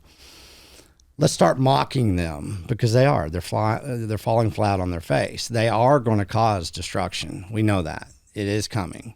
To the scale, we don't know. But do we have to worry about it? Not if you're doing exactly what we're doing as far as food intelligence. We can mock them, and what we can do is we can perform a form of innovation that will carry us on for the next 50 years here. This is a 50 to 100-year plan, just like they have. And if we can strike now within this perfect storm of opportunity and possibilities, relationship building, then we're going to be leading. Let's say they do fall flat on the face, and this was just something that they tried and they gave up. Well, guess who's standing on top of the hill? Who's going to be the advisory council now? It's going to be us, and we're going to have the infrastructure built out, and we can say, well, we know the law better than you know it, so you're gonna be advised by us now. And we'll be able to steward, you know, everything that we're working towards within Bitcoin adoption and with food intelligence adoption in a way that people might not really understand now, but I see it. It's coming. Yeah. And not only is the opportunity great, but the message is so much more hopeful. Well, yeah, it's based on love, trust, and spirit, man. Honesty, transparency. And that's like, maybe we should lean into that more. It's like, look at the two options. Right. You get your CBDC wallet that gives you your rations month in and month out, or you get this path towards freedom and abundance and quality goods at the end of the day. Like, how do we begin getting that through people's minds? Well, that was kind of my thought in the beginning, because I don't know how to do conferences. I don't know how to do events. Never done. I participated. I'd never put one on, but we've got a good signal now. We've got a good narrative. And by me doing what I did from Kerrville to Colorado, and the team and everybody that participated, all of us, that what we did together collectively, now I'll be flying to Australia at the end of January 2023, 2 summits in Australia. I'm going to go to Thailand, and I'm going to go meet up with Captain Sid. He's putting together a plan over there. He's meeting people that are that are already working in the Bitcoin space in Thailand, that are actually, Thailand is a fascinating country for food. And they really have a lot of intelligence with food, more so than we do. It's a fascinating place. And so we take it global. We build out locally. We broadcast globally. And once we do that, we see that this is the lifestyle that I want. We're going to start traveling again. We're going to go teach and learn. And we're going to do it based on that source of the seed of what our energy is. And that's pure animal protein, pure nutrition. Yeah. We can win, freaks. We're going to win. We're going to win. Just stand up. Yeah. Act. Quit. And I say this with respect. I really do. But let's quit doing this parroting and circle jerk. Let's innovate. That's what we're supposed to be doing, right? Yeah. We can do it. I mean, we can do it collectively. I always tell people is like, you don't know what to do, within Bitcoin. You don't understand what to do with Bitcoin right now. Well, find out what the most important thing in your life is and point it that direction and see what comes out of it. Same with food. If you're passionate about food, do the same with food. Let them come together at a crossroad that you can actually nurture. And it'll be a power move, and it'll bring a lot of happiness to you. And, the individual has to start this, the sovereign individual. Yeah. And just think about it. You want control over your life. Yeah. And if you're being honest with yourself, that's going to take some agency and action. Mm-hmm. Like, what world do you want to live in, where you're controlled or where you have control? And this is the options that are laid before you. Many people are living in a world in which their lives are controlled to a very high degree. Like, do you want to take control back? Do you actually care? Yeah, and it's daunting, but it's not. It's actually very fun. I mean, look, I get to leave right now today. I'm driving down to the processing center.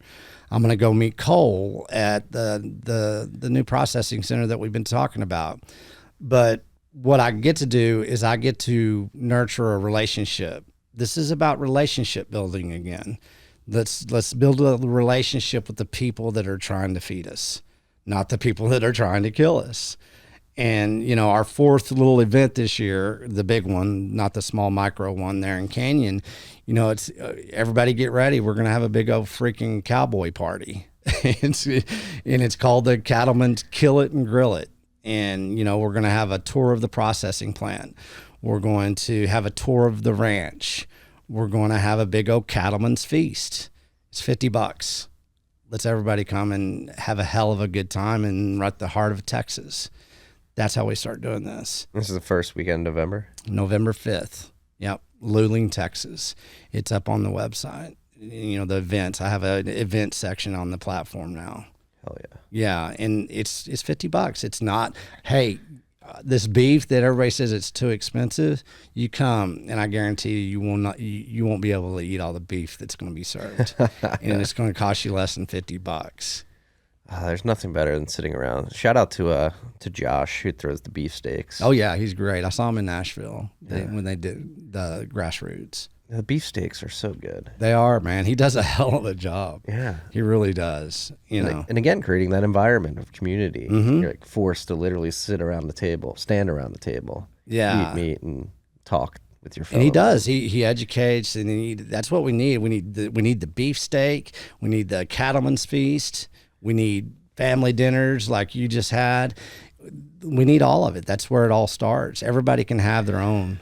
Well, it's funny you say that because that was like reading a lot of Twitter threads this week. That was like it wasn't even a thread. It was a video of a man walking down a street and describing why there's a growing sense of loneliness in the United States. And it's literally the architecture of our cities and towns has been corrupted in such a way that you don't have these centers where you can meet to to converse with people in Powell. You don't have the men's clubs anymore. You don't have the salons like they used to be. You don't have women's clubs or anything like that. It's the subdivision design of our modern society really does that. Division divides people and isolates people. Doesn't create a literal physical space where they have the opportunity to gather and talk and develop these relationships. Yeah, it reminds me of like, traveling. You go to different places. You go down to like, let's say Oaxaca, Mexico. They have the Zocalo. That's the center point. You have the county square. That's where, when I was growing up, the county square, Randall County, right there, you had the hardware store. You had the pharmacy, which had, you could eat. You could actually, back then it was aspirin, whatever it was. But, you had the pool hall. You had the coffee shop. You had the cafe. You had the salon. You had everything. And it was the, the American Zocalo was the county square. You go down to Oaxaca, at all times, people are around that Zocalo. And they're conversing, they're planning, they're laughing, they're playing mariachi music, they're doing everything, and that is something that we've taken away out of our cities. You're right. I mean, it is part of the division of that interpersonal communication. And it's literally called a subdivision. Right. And look how they're being bought out.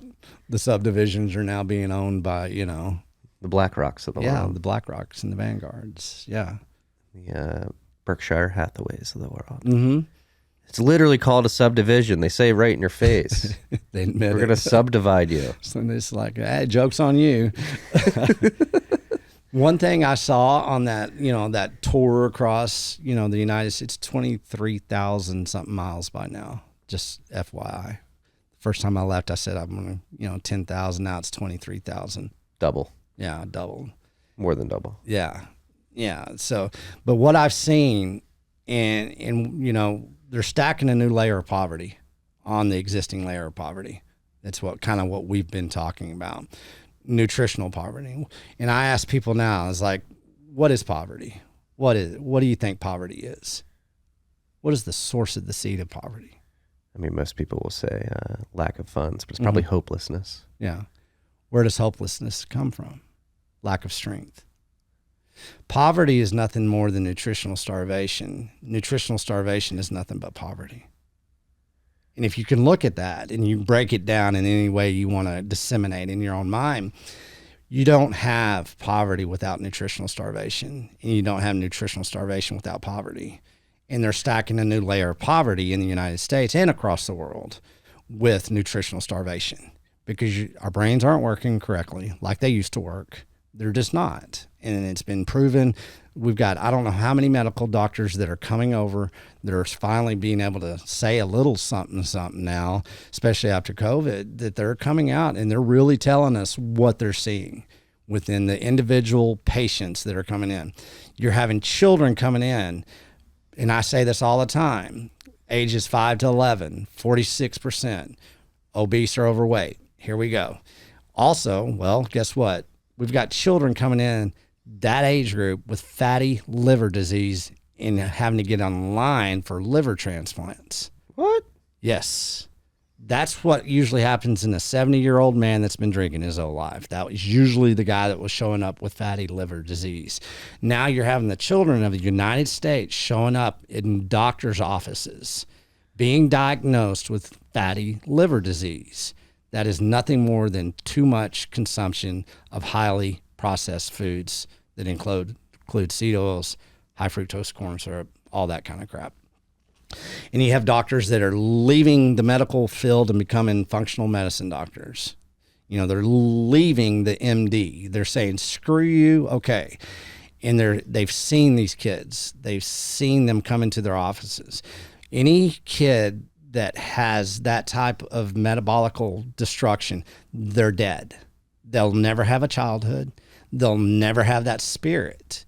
And so for a nation to be able to look at itself in the face in the mirror and say, oh, this is just, you guys are, you're extreme with your meat. You're extreme with your food talk. Well, bullshit. This is happening across a nation, and us, the people Us, the parents, are the one that is allowing it to happen. So you can look at it politically, you can look at it against veganism, carnivore, anything you want. But the most important aspect of all of this is that we're losing a generation of kids. It's happening. And how can an adult population be okay with that? You'd have to be weak. Yeah, you have to be weak. And you have to have the same addiction. If people think that food is nothing more than a drug, then if they can't understand that food is nothing more than a drug, you're lying to yourself. Because a lot of people don't quit eating the way they do. Their consumption model, as I call it, their consumption model is based on something that is more of a necessity. Because you look at addiction. You know, my father was a counselor, all that. You look at somebody getting off alcohol and you go through a form of detox. Well, you go through somebody that is addicted to highly processed foods, sugars, everything that we talk about. It is something that is scary to them. It's hard. It's a form of anxiety. Your body does go, hey, wait, what's going on here? Reacts physically. Yeah. I've gone through withdrawal before. Mm-hmm. I was highly addicted to marijuana for a while. Right. And right before my first son was born, I went cold turkey. Did you? I got cold sweats. Oh, yeah. Couldn't sleep. Got over it, though. But it was a form of it was anxiety, wasn't it? Yeah. You had a form of anxiety. You didn't really know what's going on. It's confusing. And then you have people that are really wanting to make that change. And they're like very aware that they're addicted to the food that they're consuming. They don't have a lot of outlets because a lot of the nutritional guidelines, a lot of the dietary programs, it's fiat based, it's profit driven. What are the yields? What are the margins? Let's do this 12-month cycle, a hamster wheel of diet and nutrition that nobody ever, follows through on. Let's keep them addicted, but let's give them a little hope. But if you look at it, you look at who's writing all these dietary and these nutritional programs, being nutrition, it's the same companies that got us here, right? And so whenever you come off, I've detoxed off alcohol hard. I used to be a pretty good savage drinker myself. And it's not fun detoxing off alcohol, man. You sweat, you get the whatever. The deets, I think is what they call it. It's unhealthy as hell, but to go through that suffering is required before you can reset, your metabolical systems. Yeah. Helps you realize what you were doing to your body. Yeah. Why am I reacting this way? Maybe it wasn't good for me. Yeah. And it's a form of poison that we don't see, but it sure does taste good. That's what everybody says, man. Sure, no. It made it taste better. Yeah. Taste better. Tastes better. And once again, I always tell everybody, look up Royal DSM, out of the Netherlands, how they've learned to hijack our taste buds and how the type of science that they're bringing into our food systems is scary as hell, because now they're getting into nanoparticle technology. Said that last year, where they're going full force here, and they will design a piece of dog shit to taste good.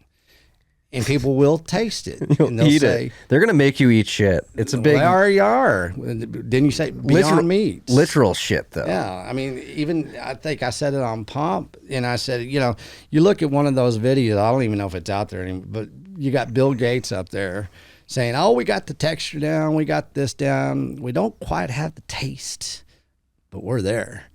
We're almost, we got it. And it's true. It's a big humiliation ritual. They're trying to humiliate you. Let's make them eat shit. Mm-hmm. Let's grow some quote unquote meat in a petri dish. Human dog food. And tell them it's food. Yeah. And then it makes me sad for people that really argue, that, hey, this is actually, this is science. Look how advanced we are, and maybe it is good science. Maybe it is fascinating what they can do in the chemical labs. Yeehaw. Stay the fuck away from my food. Yeah. No, this is the line you draw on the story. Yeah, it is. You're not going to convince me that food is not science. Science is not food. Food is biology. Yeah. Yeah, it comes from the soil. It always has, and it always will. And as we go around and we get fascinated with the science of food, well, that science will end up killing you. Yeah. Yeah. It's indicative of the hubris of man that God warned us about. I think so. You cannot outsmart God. No. You can't reproduce what he did no matter how hard you try. Right. Yeah. And that's a good point, because people get confused with, it being daunting and, how do we figure this out? And let's get to the source of the seed. Let's get to the understanding that there is good and evil, and the good and evil is in our food right now. And the lines have been drawn, and it's being driven really hard right now with an apparatus that all of us as Bitcoiners have been, signaling out and very aware of. Some of us longer than others, of course. But what we have to understand is it's happening. This global industrial food shift has happened. And if we can accept that it is moving forward, we can laugh at it and not be scared of it, because we have the market access. We have the vertical integration. And it starts with the beef initiative. There'll be more. We're bringing in more people into the beef initiative. More producers are coming, and more countries are participating. This is not an isolated thing. This is a global movement, and anybody that wants to come along can do that. And that's what people, especially here in Austin. I mean, quit. There's so much market access here that everybody here in Texas can start leading the way with, that it is that lifestyle. It is something that can be fun. Yeah. And another thing, like they're depending on you to be fearful. So like you said, don't be afraid. Stand up and be strong, laugh at them, ridicule them. Mock. That's what they're most worried about. It's easy to do. Oh, it's very easy. They make it extremely easy Yeah. these days. It is extremely easy to mock these people because they're so detached from reality, and they don't even realize it. And one thing that people probably, let's look at somebody like me, just an example. I have to, I always get, if I eat in public, sometimes I have to eat some, commodity-based food or something. I'm always looking over my shoulder. I said, shit, somebody's going to take a picture of Texas Slim eating a piece of pizza or something like that. But if you look at how that lifestyle, I eat a lot of, protein, right? Whenever you have that type of consumption model, man, things aren't that scary. It's not because I'm this cowboy from West Texas. Yeah, that has a lot to do with who I am, right?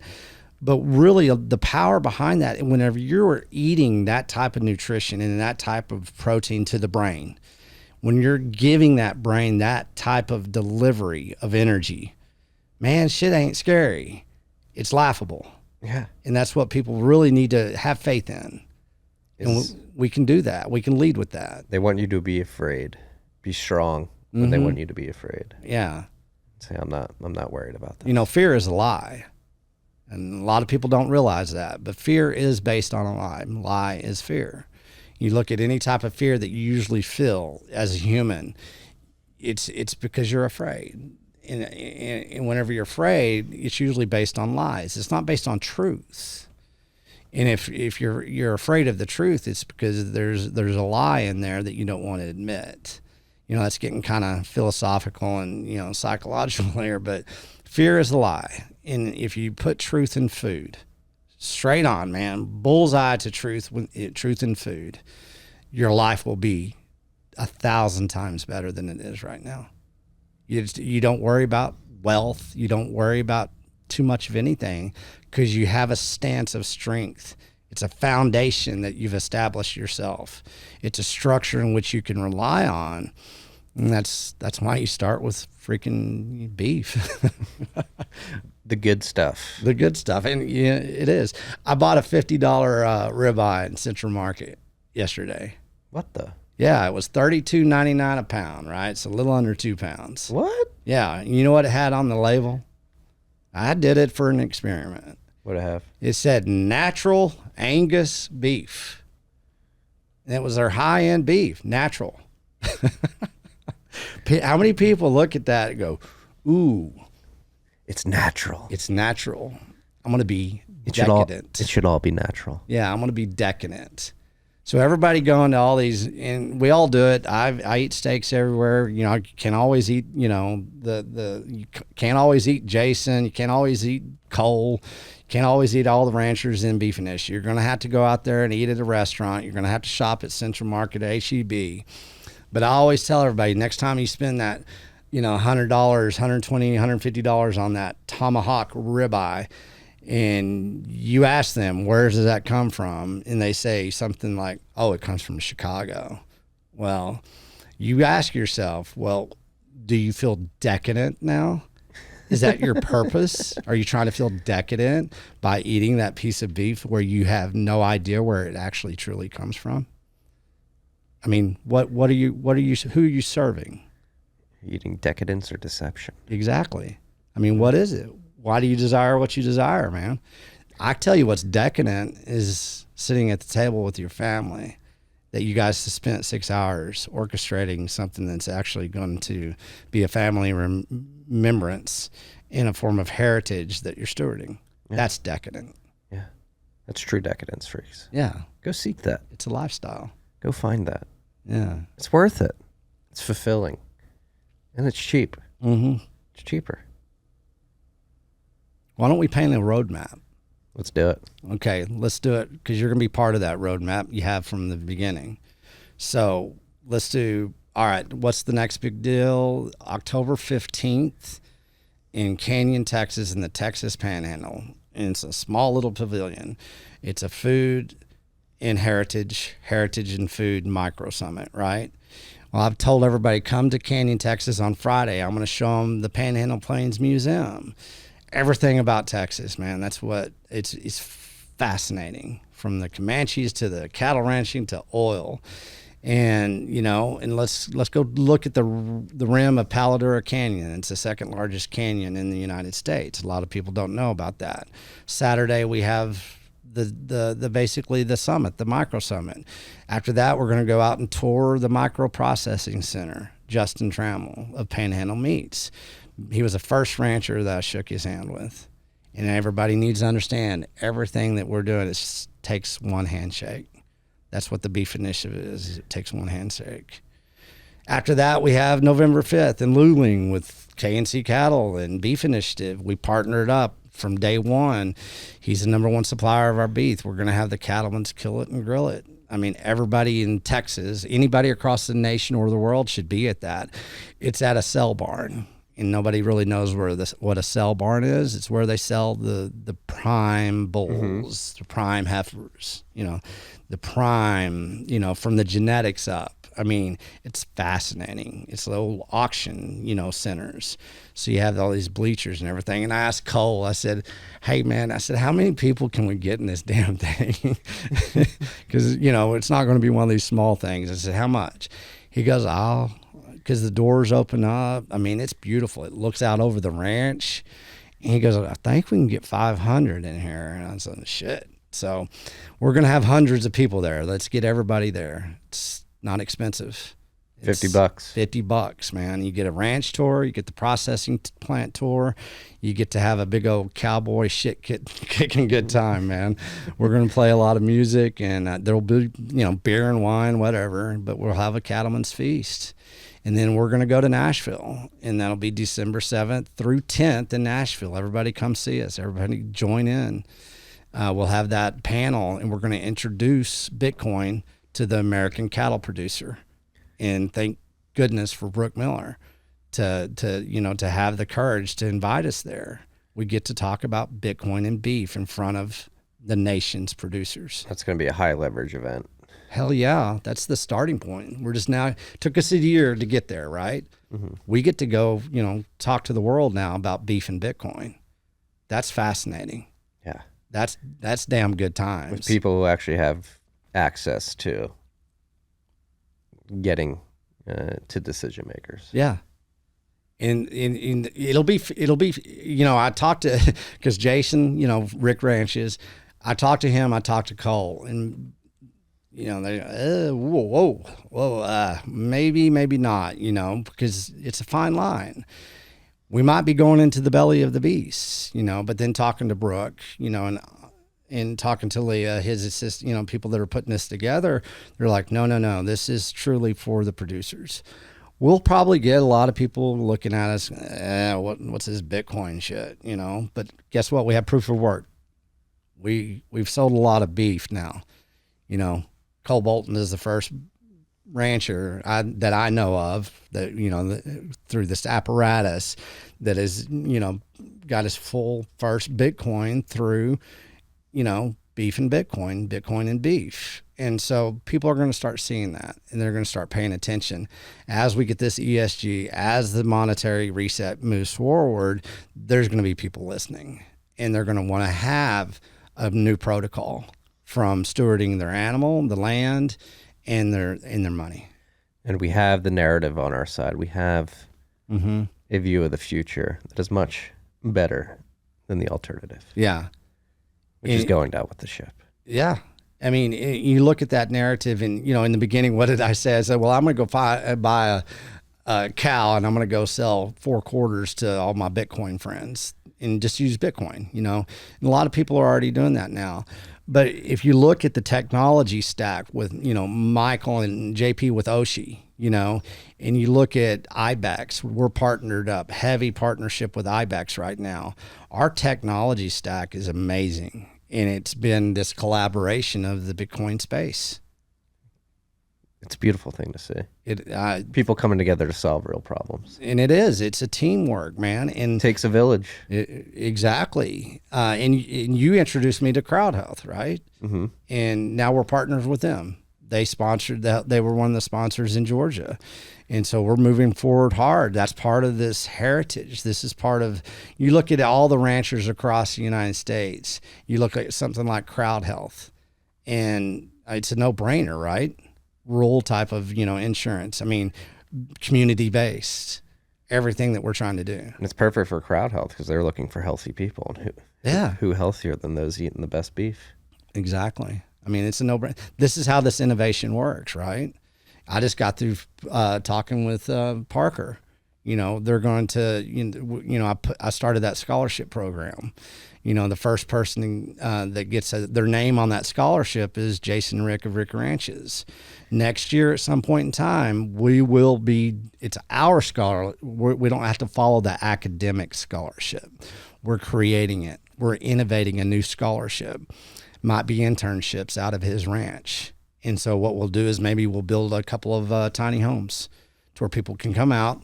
We'll have maybe one family or a couple or whatever it is, come out there and intern for Rick Ranches. And then we'll have people, you know, that gets that scholarship, and they get to learn how to become regenerative farming and ranching. And it's led by Jason Rick of Rick Ranches. What is he? He's a true educator. And so he gets to start educating.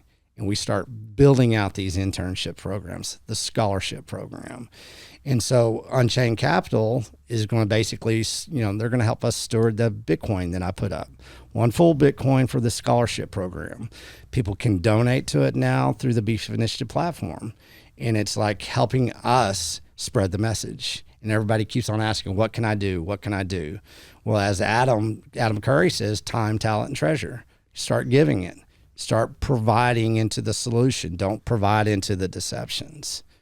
And so partnership with Unchained Capital is coming, you know, and they're gonna help us, you know, they're gonna onboard Beef Initiative, and they're going to basically help us steward and basically secure that Bitcoin. And then people can feed into that Bitcoin foundation that we've created.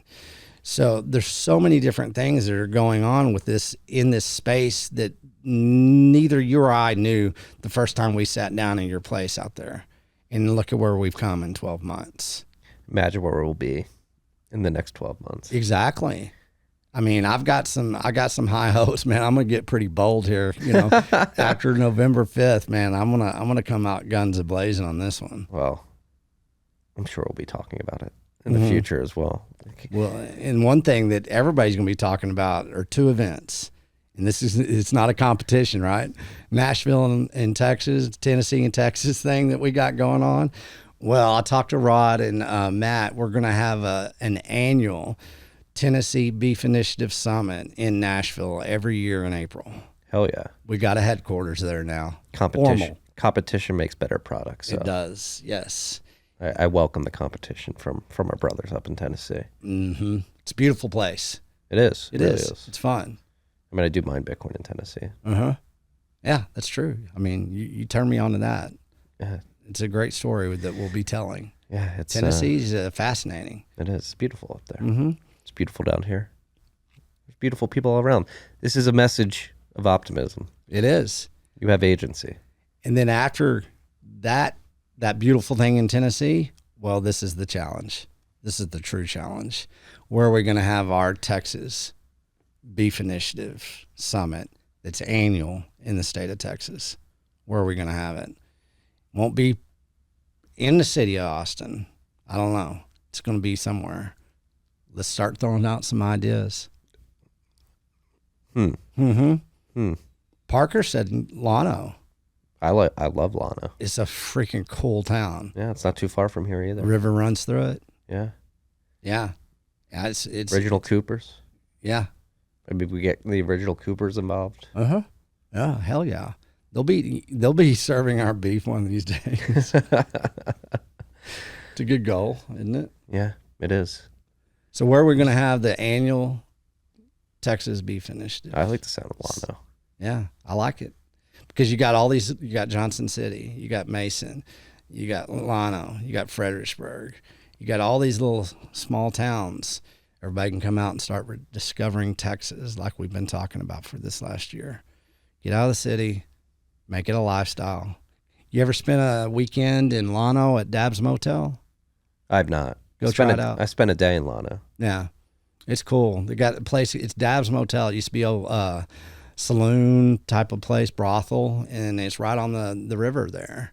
And I haven't stayed there in a long time, but it used to be pretty cool.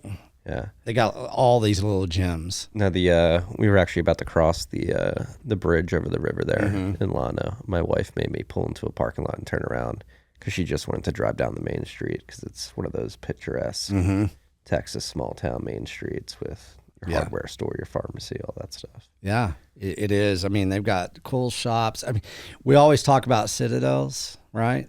And what is a citadel? Well, I think all the citadels there already exist. You know, that's what I'm really looking at. These small Texas towns or small American towns that people have forgotten. You can go into these places and steward a lot of change and innovation. And it starts with the food, because they used to be the strongest communities in the nation were those small rural places that actually did grow the food. Yeah. Get back to the source, freaks. Well, the saga continues. It does. You're going to put 100,000 miles in your car by the end of next year. Yes, I am. I'm going to drive that. Well, my truck is about done. I need a new truck. Yeah, I put some miles on that damn thing. It's done a good job. Yeah, quarter of a century in less than a year. Yeah, it's fascinating. But I'm going across the world. I told everybody at the beginning, I said, I'll go anywhere in the world, and that's what we're going to do. We're going to make this. We're going to build out locally. We're going to broadcast globally. And within that 2-year time frame, I want to hit everywhere we can, and I want to drive across this nation. We got people coming in. We're going to do micro summits across this nation, and people are going to be able to come to the Beef Initiative, and they'll be able to say, "Hey, I want to have something right here in Madison, Wisconsin." Let's say, just for an example, because Peter's up there. That, we're now. I just wrote an article on. I didn't write it. Aiden wrote it. One of the new writers. But you can come and say, I want to have a Beef Initiative micro summit. All you got to do is fill out a type form. And I hate, because they're so woke now, but if you look at how they did freaking TED Talks and how they destroyed everything, let's look at how you facilitate that, to where you want to have a micro summit, and you want to, what are you going to talk about? What is the agenda? What is everything? What's everything that we just learned this last, 3 years, last year within Bitcoin? Anybody can do this now, and we want to spread that out for everybody. Let's start having 100 micro summits across the United States this year. I should provide an open source architecture for these events. And hell yeah. Let the message spread. Yeah, that's how we build these nodes. We've had success. We have it in Colorado. We got it in Tennessee. About to have it in Wisconsin. Got 2 places in Colorado. Got 1, 2, 3 places in Texas already. These nodes are happening. So anybody that wants to step up to the plate right now, we can do this. Go to beefinitiative.com or buginitiative.com. Yeah. Do you know we got the Bug Initiative? No, I didn't know that. It redirects to Beef Initiative. No shit. Yeah, Matt bought the domain. Really? It's a Bug Initiative. This is how we make fun of them. It is. Yeah, thank you. I didn't know that. You get a bug, and you find the World Economic Forum trying to tell you to eat bugs, and you tweet reply to them. Yes, if you want to find out more, go to buginitiative.com. I love that. This is how we win. Yeah, this is the fun we have. This is good trolling. It is. Yeah. It is. Oh, that's fascinating. I can't believe you didn't know that. I didn't know that. Yeah. I've been busy, so yeah. I haven't been very good on social media or anything. Yeah, lately. You type buginitiative.com. Everybody, buginitiative.com. That's perfect. Yes. Spread it out. Make it go viral. Yeah. We need to reply guy all the people telling us to eat bugs with buginitiative.com. We do. Yes. It's fascinating. All right. Well done, sir. What a Friday. What a great way to end the week. It is. It is. And I'm very happy because, leaving here, like I said, I'm going to go down Cole, and I need to say this, especially to everybody that's bought beef from, the Beef Initiative and K&C Cattle. We're going through a transformation from one processing plant into the new one. I quit talking about selling beef. Beef kept on going. Orders just are skyrocketing, which is good. This is what we want to be. But, we're a little bit slow with the orders. It's not 48 hours, we're a little bit behind. But, this is the day that we get to say, here we go. So everybody have patience, low time preference, understanding, and, get ready because we're about to feed that nation. And me and Cole are about to go have a podcast. And we're gonna. This is gonna be, the launch of something big. Let's go. Yeah, let's do it. The Bug Initiative. The Bug Initiative.com. Well, Slim, as always, thank you for coming in. Thank you, my friend. Never my a boring brother. conversation. No, hell no. And we're just getting started. We're gonna win. Well, yeah, we are already winning. Yeah. Some of you guys might not know it, but we're already winning. Yeah. If you're one of those people trying to get us to eat bugs, we're coming for you. Mm-hmm. We're going to win. We are. Peace and love, freaks.